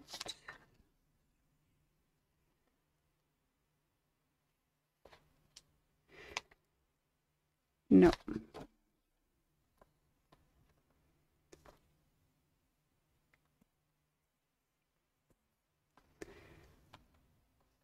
I think I can use this sentiment up here with this text above it. And it says, well, it's in Norwegian, but it says that the korte er lastet med. Ulamagi, which means this card is lost it. Gonna, what's lost it? I can't English right now. Or Norwegian, actually, for that matter. Lost it. Filled with. This card is filled with Christmas magic. That's what that means. Okay, that was a little bit tough.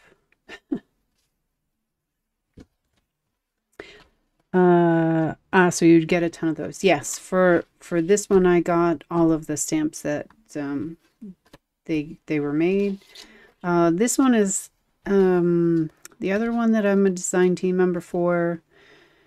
But I don't actually have all of them because I don't know why, and I don't really care why. So, yeah. But then I need one for you too. And I'd like to use this one. And I'd like to not take away from the image. I'm also going to put like some kind of border around her, probably in a green to match her dress. And then I'm going to use a smaller sentiment and kind of fit it in like here or here. And I think this, it says a sweet little Christmas gift. I think that one will go here. So that's the plan. These I'm going to stamp and emboss, and then I'm going to use a die and kind of cut in like a stitched design around them. And I think I'll do that for both of them, but just use different dies with different designs. One will just be like straight and one will be curved or something. And I think these two, no. Do I want, yeah, I'm going to put a border around this one, and I'll put a border around this one, which really just means I'm like just cutting off, you know, a millimeter on each side, and then having a colored piece of paper or cardstock behind it so that it pops through when it's on the card. And this will be in the same green, and this one I think I'll do it in a purple. So let me see what I have for paper for those. And I made a big mess and dumped that whole box of stamps behind me, so I'm going to pick that up for a second.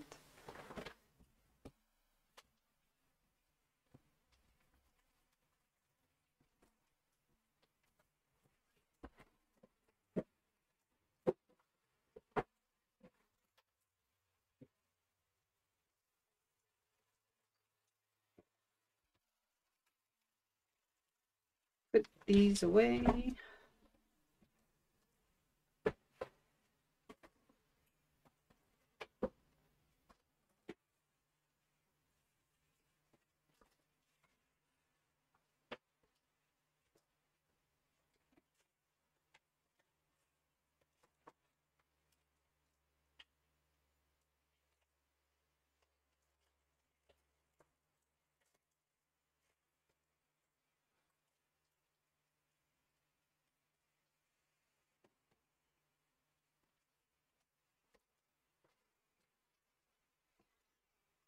Just checking to see. I think I actually want some sparkle behind this because the dress is supposed to be sparkly. So I think I'll use this as a background for that, and then I have to find a purple.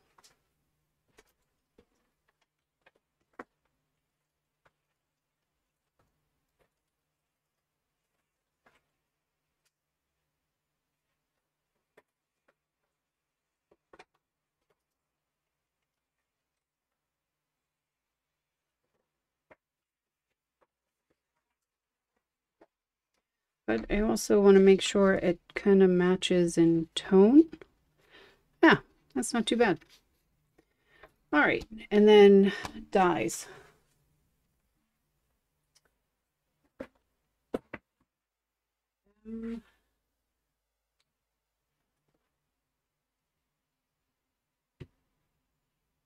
Oh,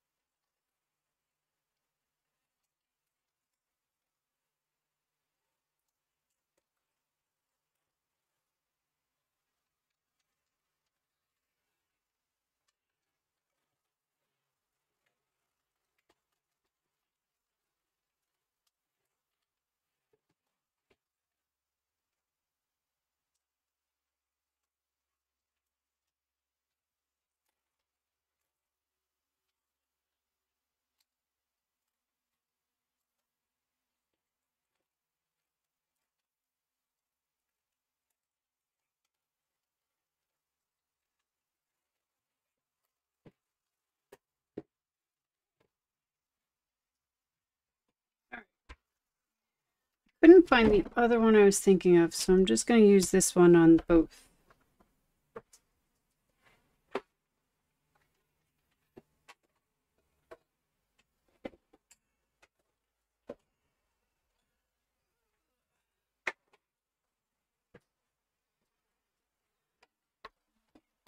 Okay. I'm going to move everything out of the way because this machine takes up a lot of space. So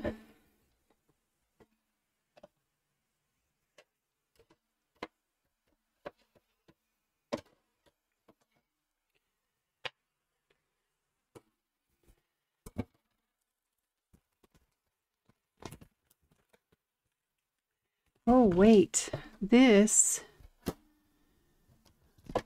die is for A2 and those cards were A6, which means if I try and use this one on here, it's going to cut way too much off. Way more than I wanted. I'm pretty sure I have A6 dies though. Gosh darn it. All right.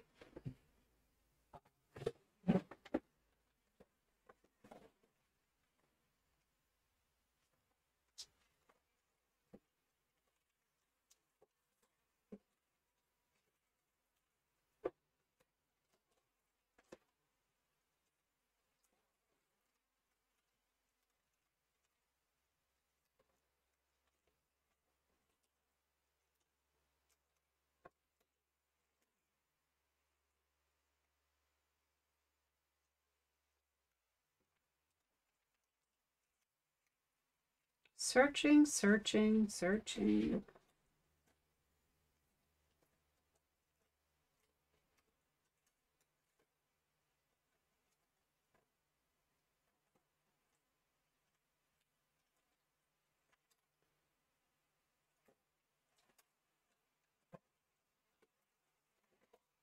I could have sworn, I thought for sure I had A6 dies.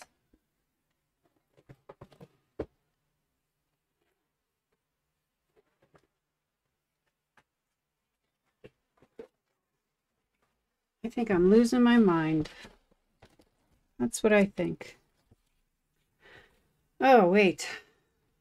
I am losing my mind because they were quite literally the very first ones in the box. All right, so I think this is like a double stitch die, but I think no, you will not fit. How about you? No, this is not going to work. Will you really not work? You will really, really not work. All right.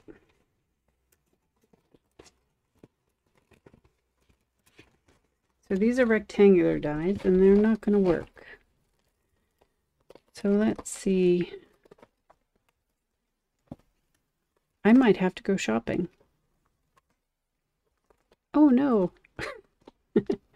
I mean, I'm pretty sure that I do have a set somewhere of just basic A6 stitched dies. But the problem is a lot of the stuff that I buy are from US companies, and US companies build stuff to A2 size, which is 5.5 by 4.25. And Europeans use A4 paper, which puts their cards at A6 size, which is, I don't know, millimeters, 105, I think. Don't I have it written down somewhere? I thought I did. Let me see here. Sorry for my big arm. Nope, those are envelopes.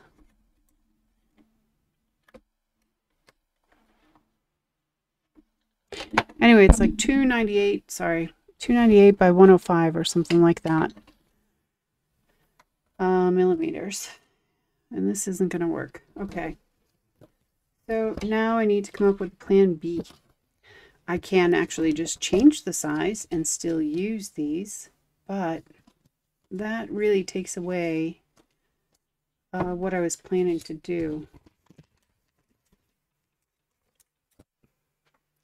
But I also want to get them done today.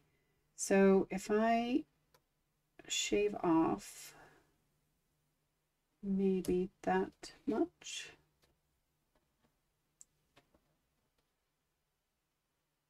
Can I still fit the sentiment there? That's the question. And I was going to use this one. And this is how you troubleshoot on the go.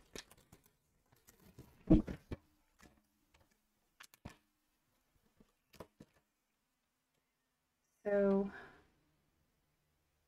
I was going to put that one minus the dog hair and then have another sentiment on top of it, right?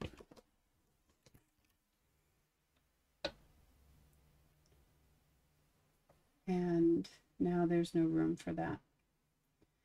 So I think what I need to do is just not die cut this one and just have it be as it is. It can be au naturel if you would like. All right, so that means I'm not going to die cut anything. And all of this can go away.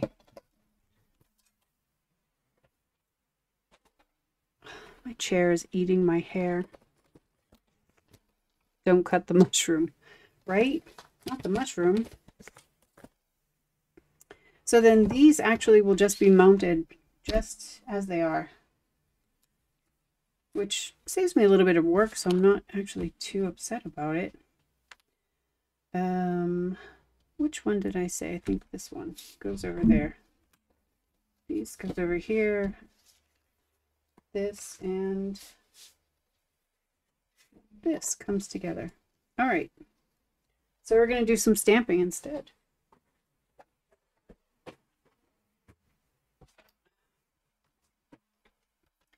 And I'm going to just use a standard black. I want it to pop out and be noticeable. So black it is.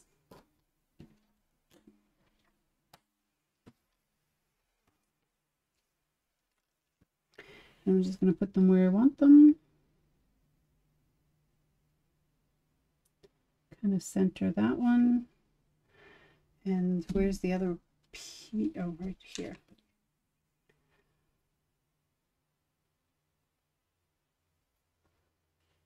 And this one will sit on top. Sorry if my head's in the way, but it's kind of hard to see.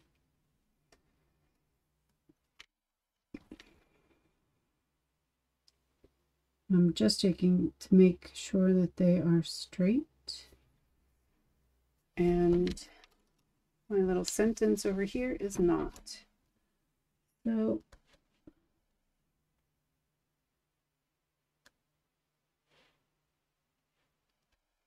sorry about my head.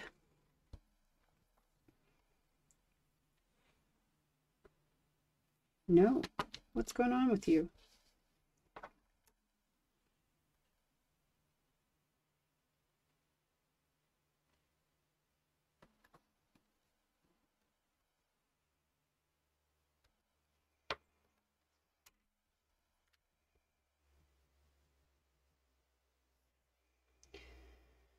And it looks crooked to me. All right. I need this to be perfectly straight.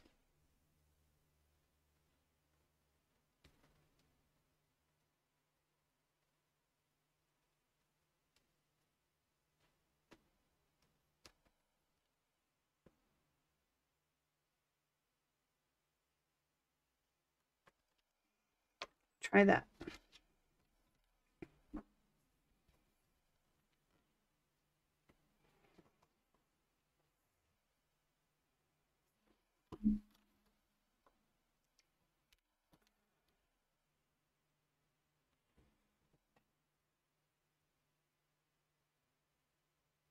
All right. That's good. We're going to go with that. So because I'm embossing, I'm going to use VersaFine. Just a background. Yep, I like. Be right back.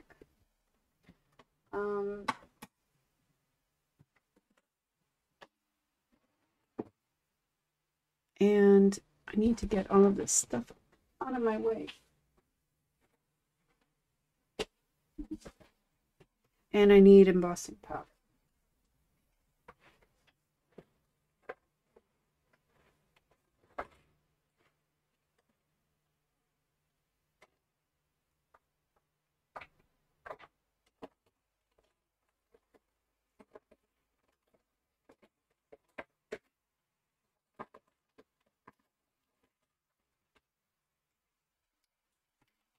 All right.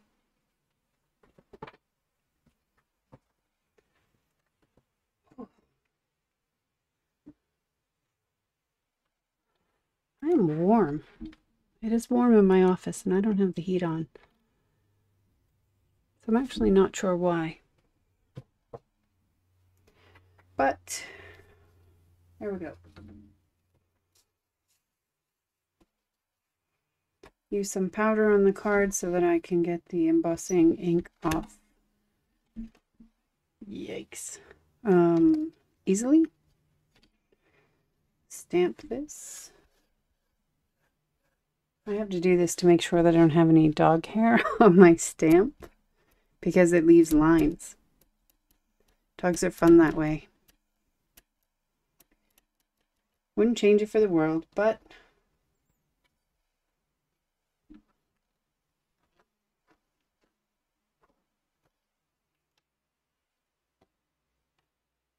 yep.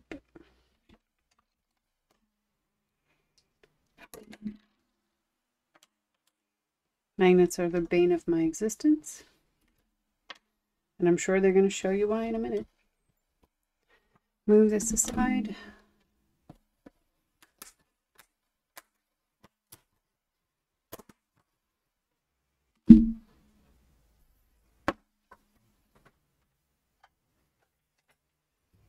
I do a lot of embossing, so I just keep it in an old takeout container because it's easier to manage.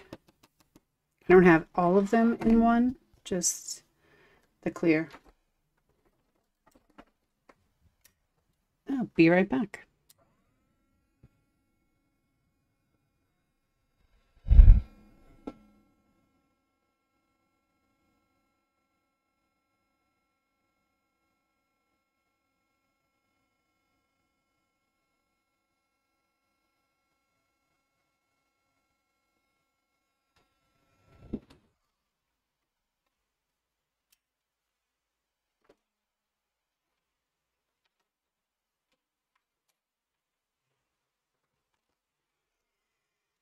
All right, so that is done. I really kind of wish there was a border around there. I'm a little bummed by that, but not that bummed, but a little bit.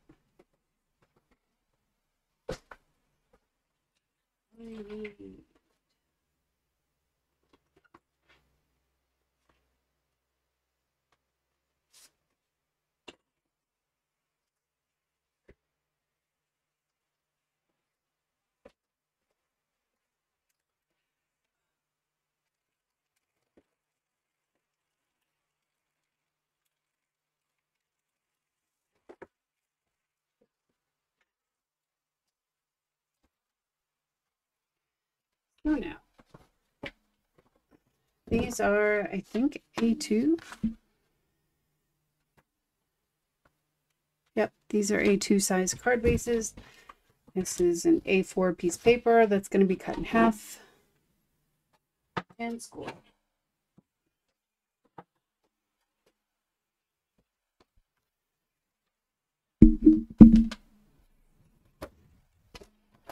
I'm running out of room on my desk.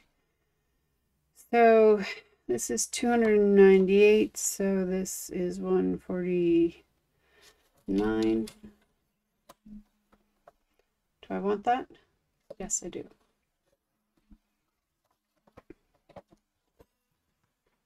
And then I'll use the same thing. 105. See, I knew the measurements. It's just a muscle memory thing, I guess.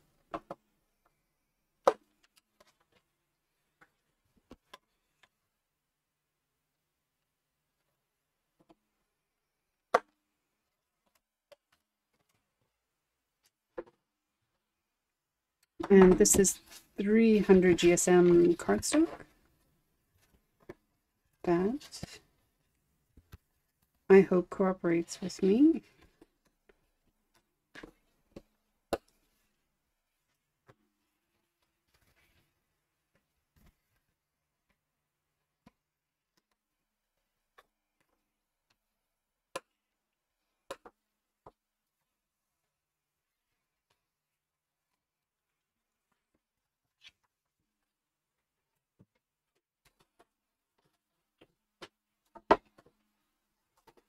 What is going on?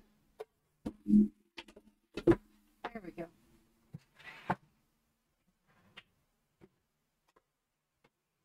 I know you're not going to be surprised to find out that everything I have has its own place.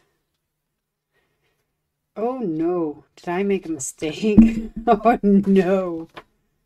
I did. These are A2.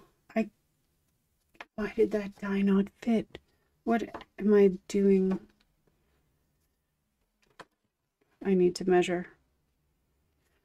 These are A6. These are definitely A2. Why did that die not fit?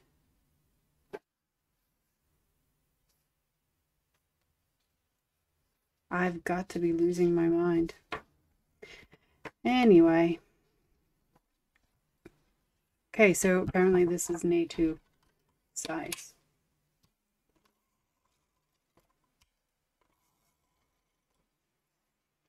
So I'm just putting this roll tape as close to the edge, and the top is more important than the bottom, so when I put it on, I'm going to focus on it being more correct on the top. So what I usually do is just match the corner and then match the side and match the top, because once you've got those, everything else is easy. And there's a little overhang that I just trim off.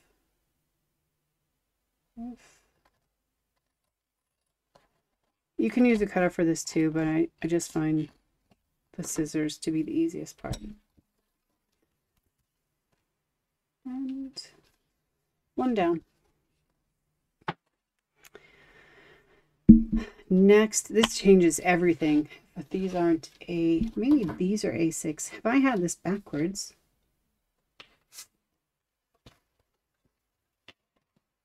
Nope. None of them? Nope. Okay, everything was A2. Everything was A2. So now I need more bases.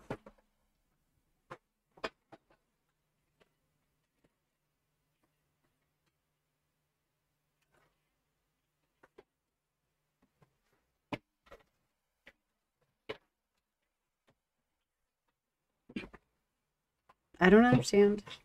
I think I'm in the twilight zone right now, so whatever. Okay. Good to know that I know what size we're working in.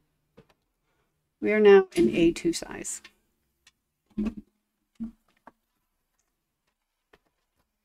Need to clean this.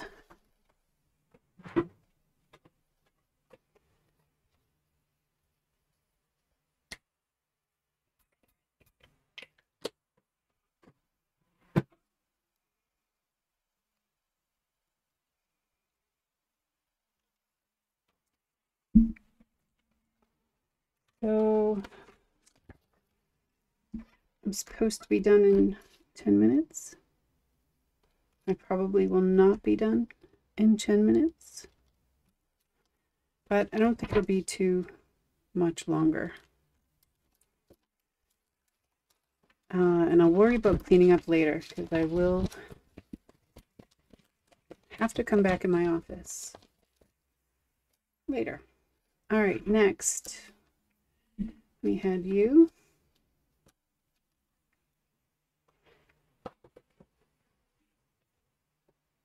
And we're going to just do a thin one up at the top. Same. But instead of black,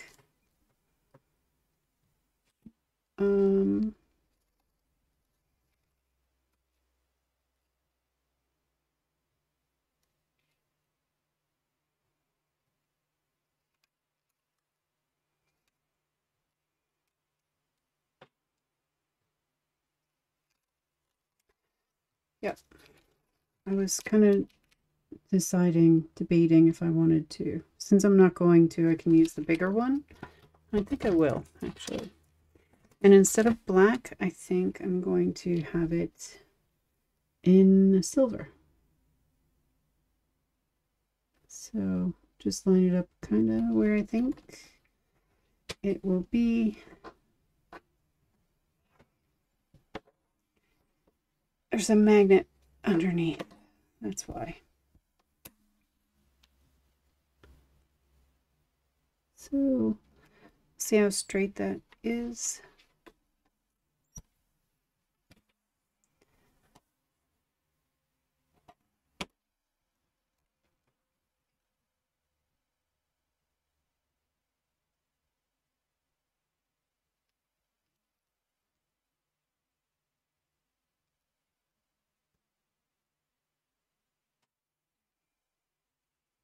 Sorry about the head.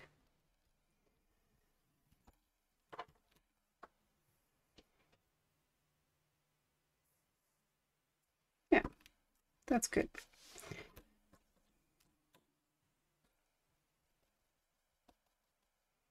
And we're not doing clear, we're doing silver. Which I also kind of use a little frequently, and I have in a container, but just a much smaller container. So I need different embossing powder. Make sure there's no schmutz on there.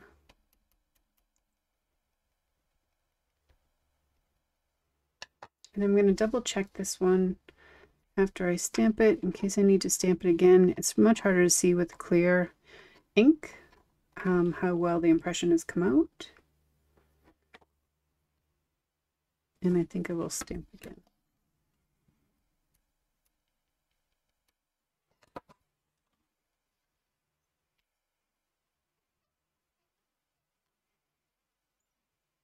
Better.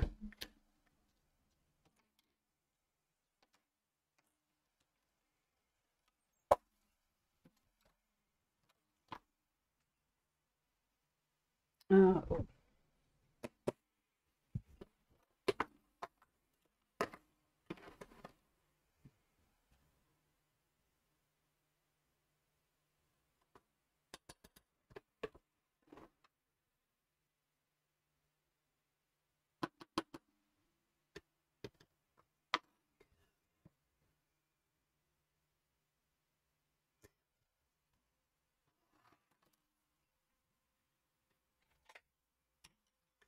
Sometimes not all of the powder comes off. So just a little bit of detail work.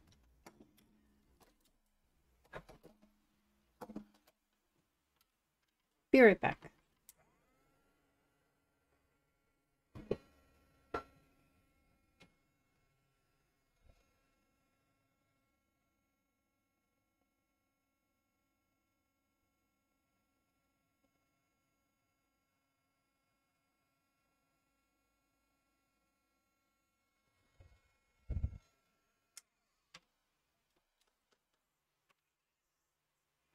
And you are now also done. And this one is also a little bit bigger, so the top is the part that's most important, but it's also a little bit frayed. And I want to just clean that up a little bit. I know it's a perfectionist thing to do, but I want to do it anyway.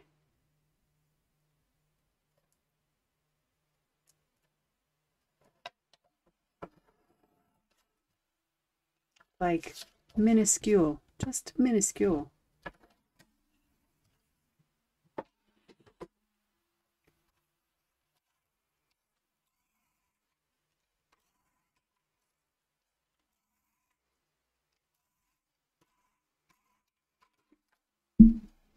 Top is important.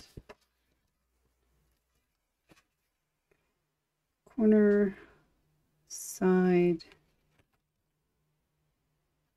top.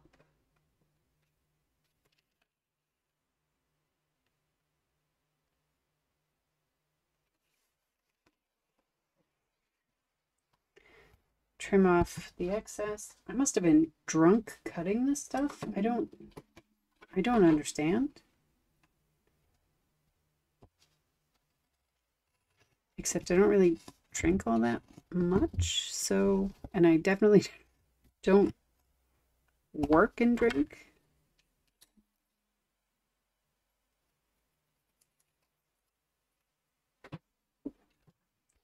All right. You are also, for the moment, done. And 4 minutes left.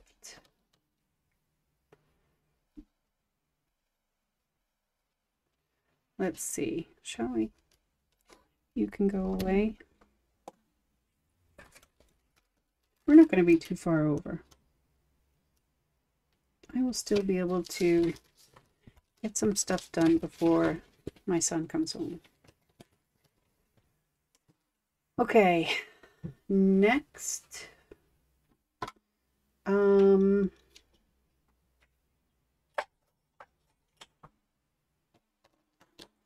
Let me just put this stuff to the side for the moment, because if I'm going to trim these, I want to trim them now so I have an idea. I also need to cut these.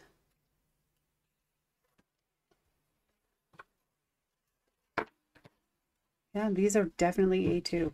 So apparently I was just, I don't know, drunk, something. I don't know. So A2 size is 5.5 by 4.25. So I'm going to cut these two back pieces, maybe just a smidge big, because I can trim everything else off after. 4.25 and just a little hair. So that goes with you. And then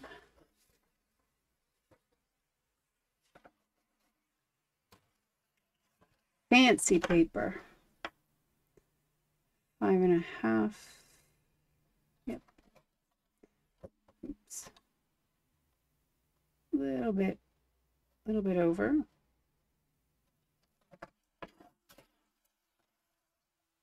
And now 4.25, a little bit over.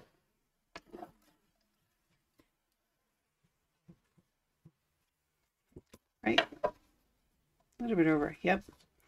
So what I'm going to do with these now is, I'm not going to measure because it's really impossible, but I'm taking off about 1 millimeter or so, a very, very thin strip from all 4 sides.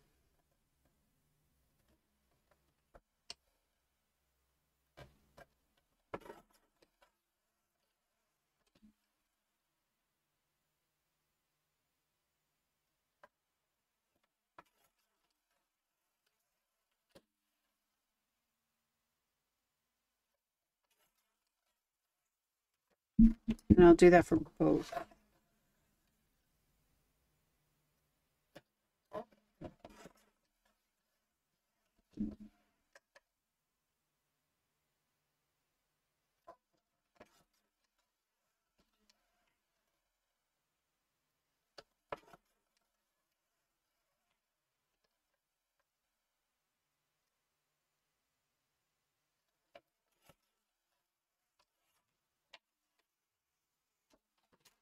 So now they should fit nicely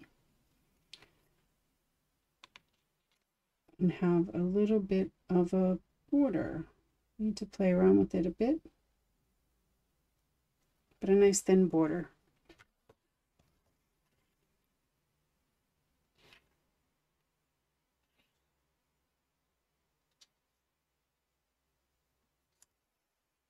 Ish.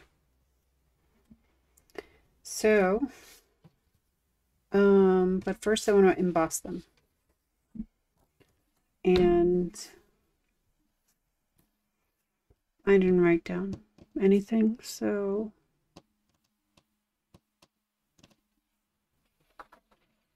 let's see if I can remember.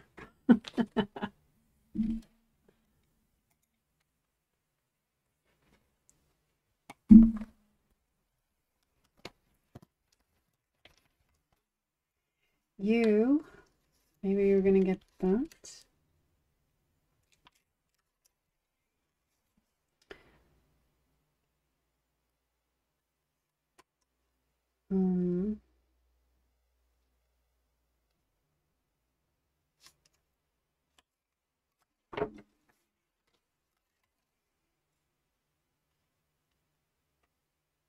Yeah, I don't remember. I know that this one was going to go here, so that's good. But what do I want with this one?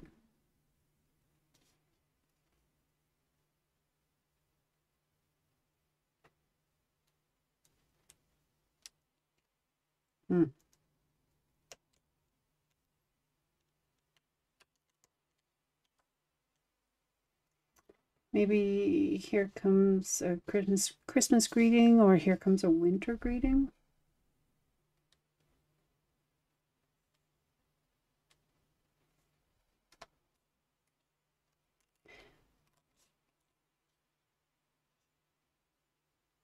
I'm overthinking this.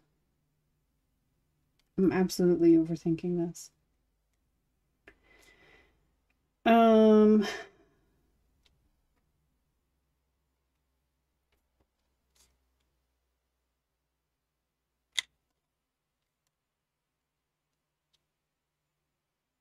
Yeah, I'm overthinking this. I think this, here comes a winter greeting. And I'm choosing it because I like the size. Not really because of what it says. So this one will also be done in silver because I use the silver glitter pen to create the string. So then that will just kind of match.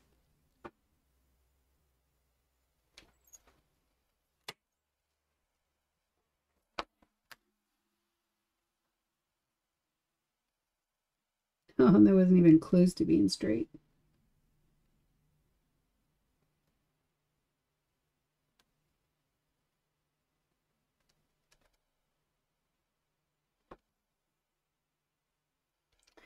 That should be better.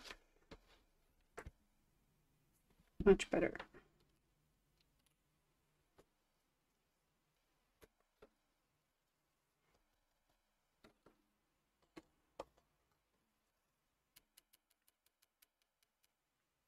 Oh, 4 minutes over. I'm so hoping I could just not rush through it, but by some miracle finish on time instead of going long like I always do.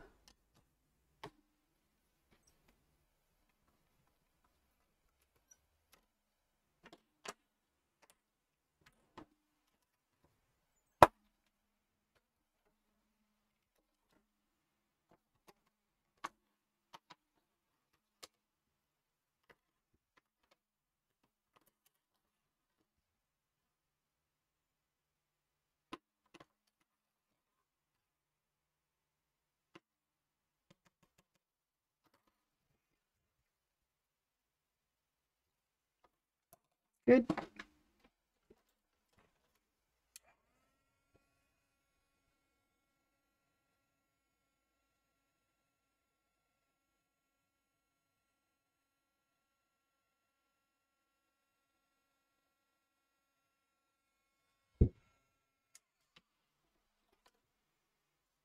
Done.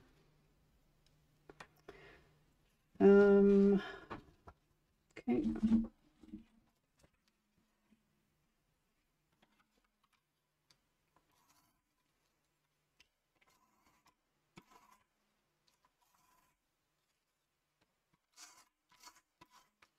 First, I'm going to figure out how this fits on here. No, I shouldn't do that first. I should attach this one here because I did make this a little bit bigger and it should be a little bit trimmed. So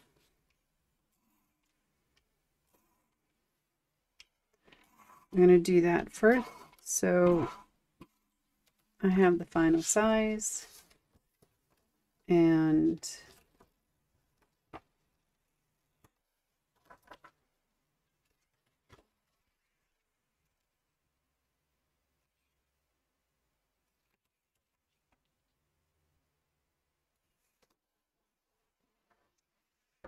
then I'll know exactly what I'm trimming to.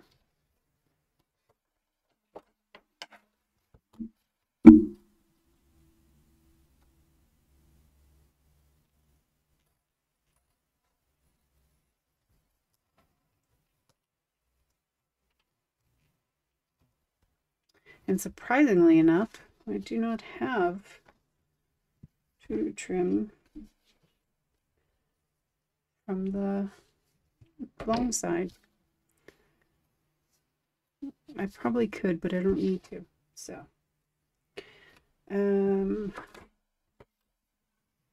you are done. So I try to do the same thing, kind of find a corner, look, make it even, see where it lines up over here without really pushing it down, making sure it's straight, getting my fingers unstuck so I can see the other side,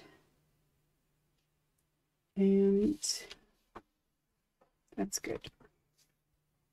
It's a little bit more on the top than the bottom, but she's done.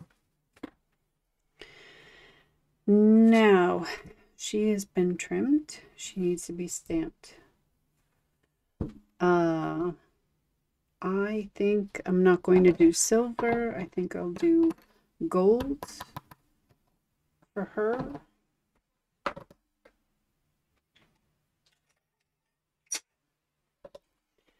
So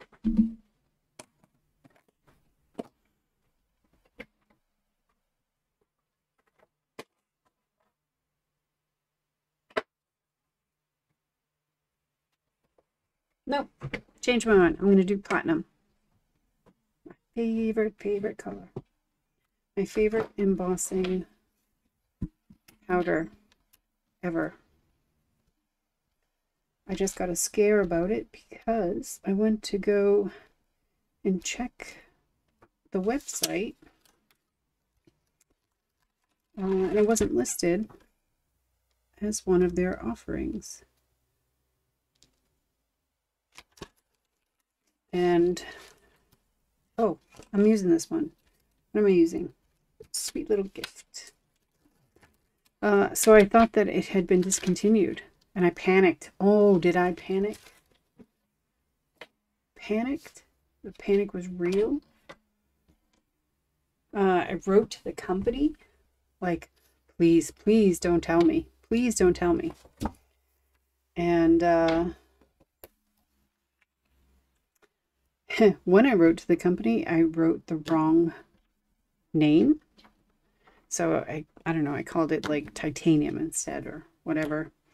And they were like, no, we don't have that. Sorry. And I was like, no, wait, you do. Except I'm an idiot and it's called this instead. And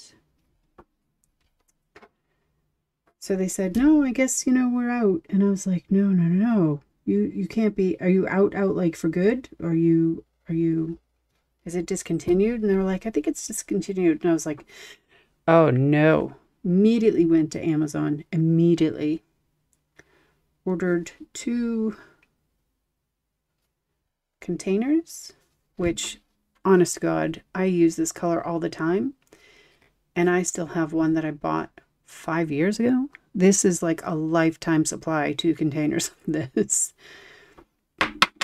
But, yep, bought 2 containers. I'm looking to see if this is straight because for some reason it's making me think that it isn't, but it's lined up.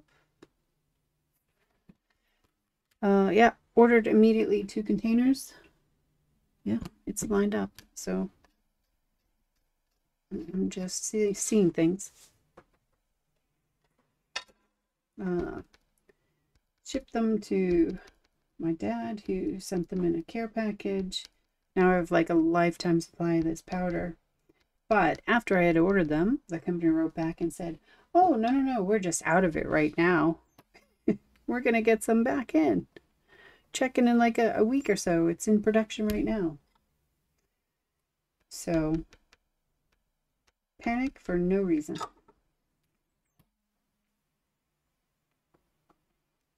But it's a really nice color.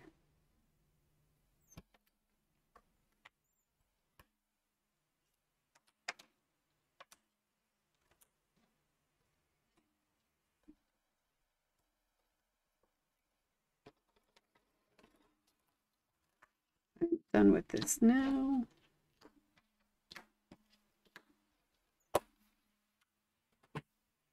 And this.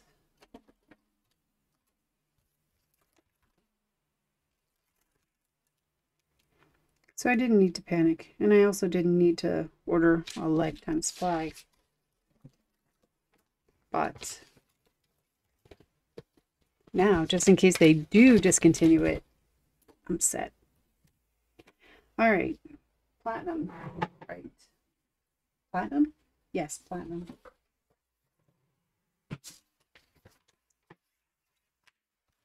I really should put this in a container, honestly. It's really the most used powder.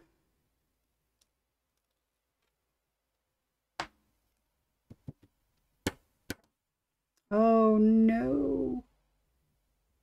I didn't use powder, did I?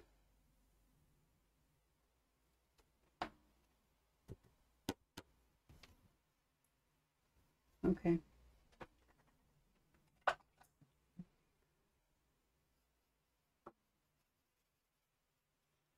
Did I use powder? I don't think I did use powder. Which just means that there's powder, there's like pieces of embossing powder that are kind of stuck to the paper.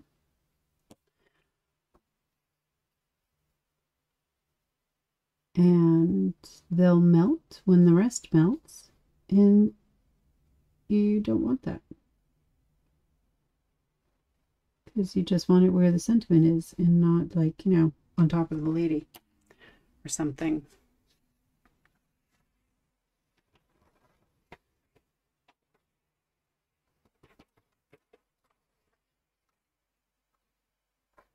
Not that that's hard to do when you're embossing from the can, from the bottle. What is this called? It's a thing. Give me a word. What is this? Round container? Container. Yeah, it's not difficult to do it. It's just not as easy as when it's in a like an open container that you can use a spoon in. Be right back.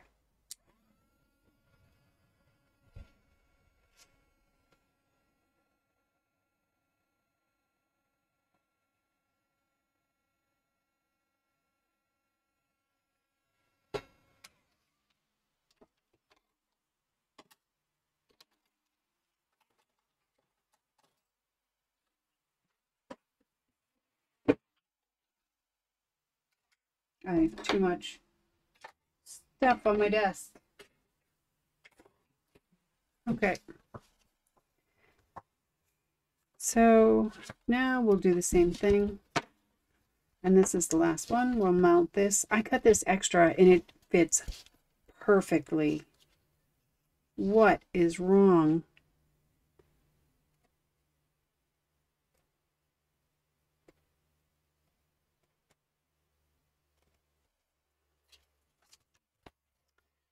This was part of a bound book, and the kind of like glue that keeps it bound together is still stuck on the side, and I'm trying to get it off.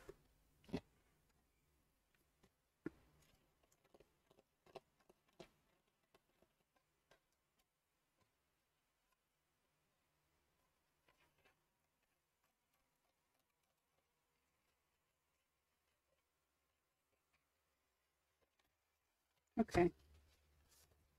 So yeah, I thought I made this bigger. It is very, very little bigger.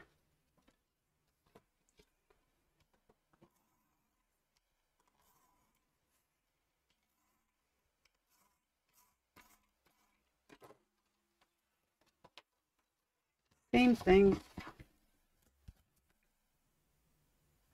Corner to corner, side to side, top to top.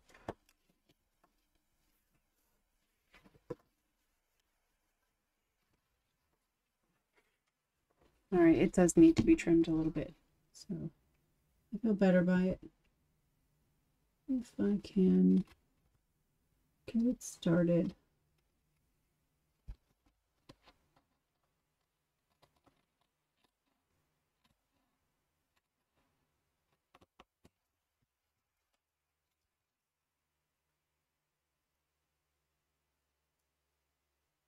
Come on.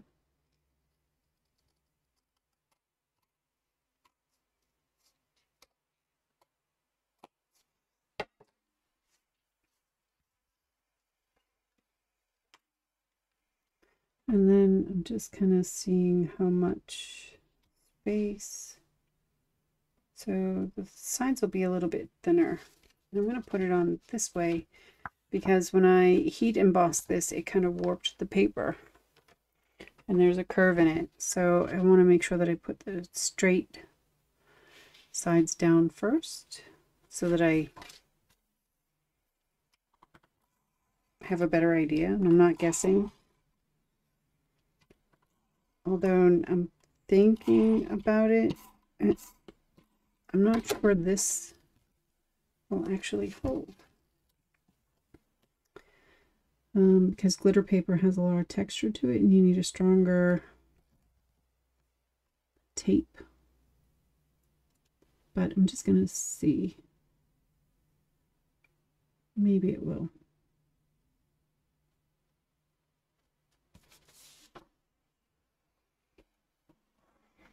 If this doesn't stick down, then we need a stronger tape. And it's not.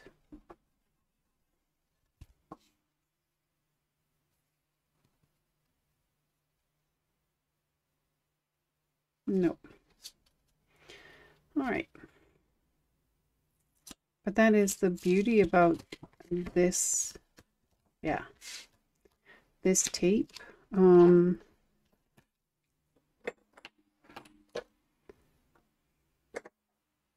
It comes off very easy.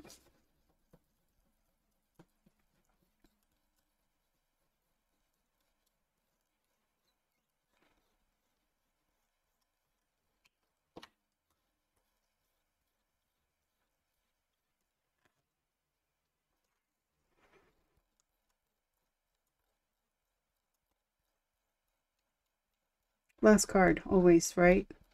It's always the last thing that you're doing that causes you problems.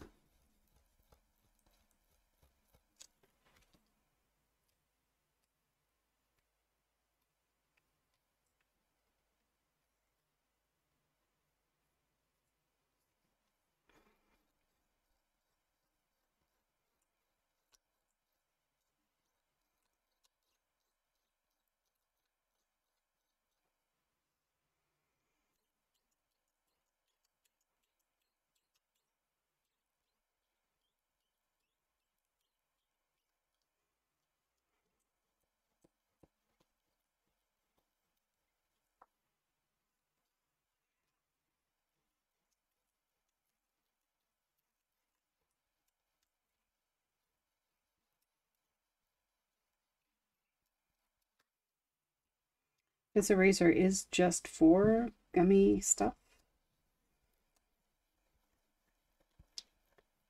So a little bit of it comes like kind of attaches to the glue and then comes off. But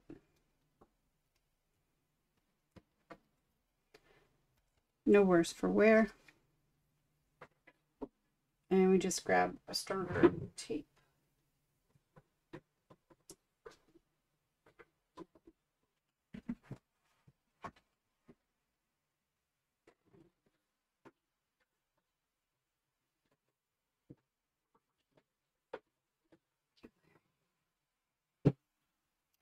Usually I'd use like a 1/4 inch, but because it's glitter paper, I really want to make sure that I have the strength. So I'm going to use a 1/2 inch tape. Make sure there's plenty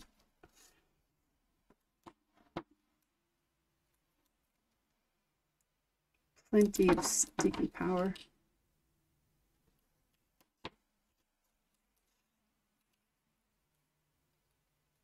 I mean, as you can tell, it's ripping off the paper on the edges.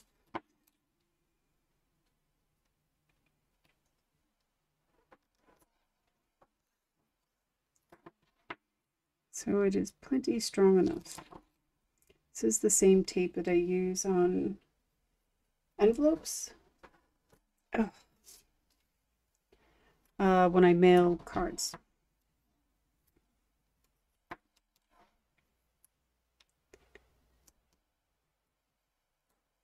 I really want to make sure this is secure because glitter paper is so rough. And this one is probably going to be sitting in a store somewhere, so you know, I don't want it to be falling off as people walk by.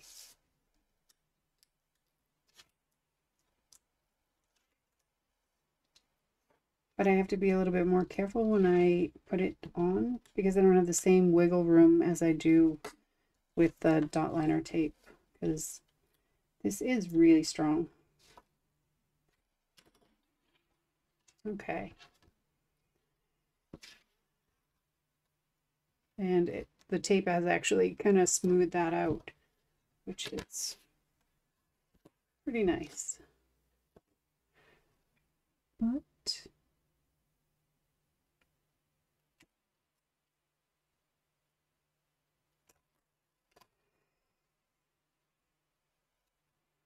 I have less on the sides than I do on the top and bottom.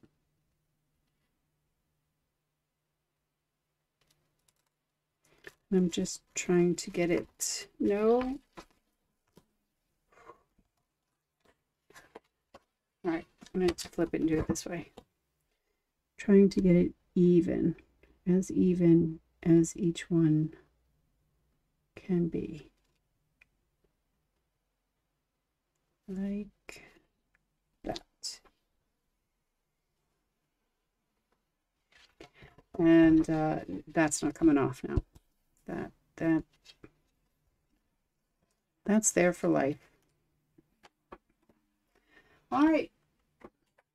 Okay, so we didn't do, all right, we did really bad. I can't even, we did bad. 24 minutes over. But now we're done. And here we have 4 Christmas cards that will be photographed. And yeah. And then we'll sit in a store somewhere. So that's it for me. I have some serious cleaning to do in this office now. And then I have to go pick up my son. So I know it was just one coloring card, and I don't know. It is what's on my desk, and that's the whole purpose of this stream. So yeah, I hope you enjoyed it, and I hope I will see you on Friday. I really hope I'll see you on Friday. I really hope my son doesn't get sick again. And I'll see you on Friday. So take care. Have a good one. Bye-bye.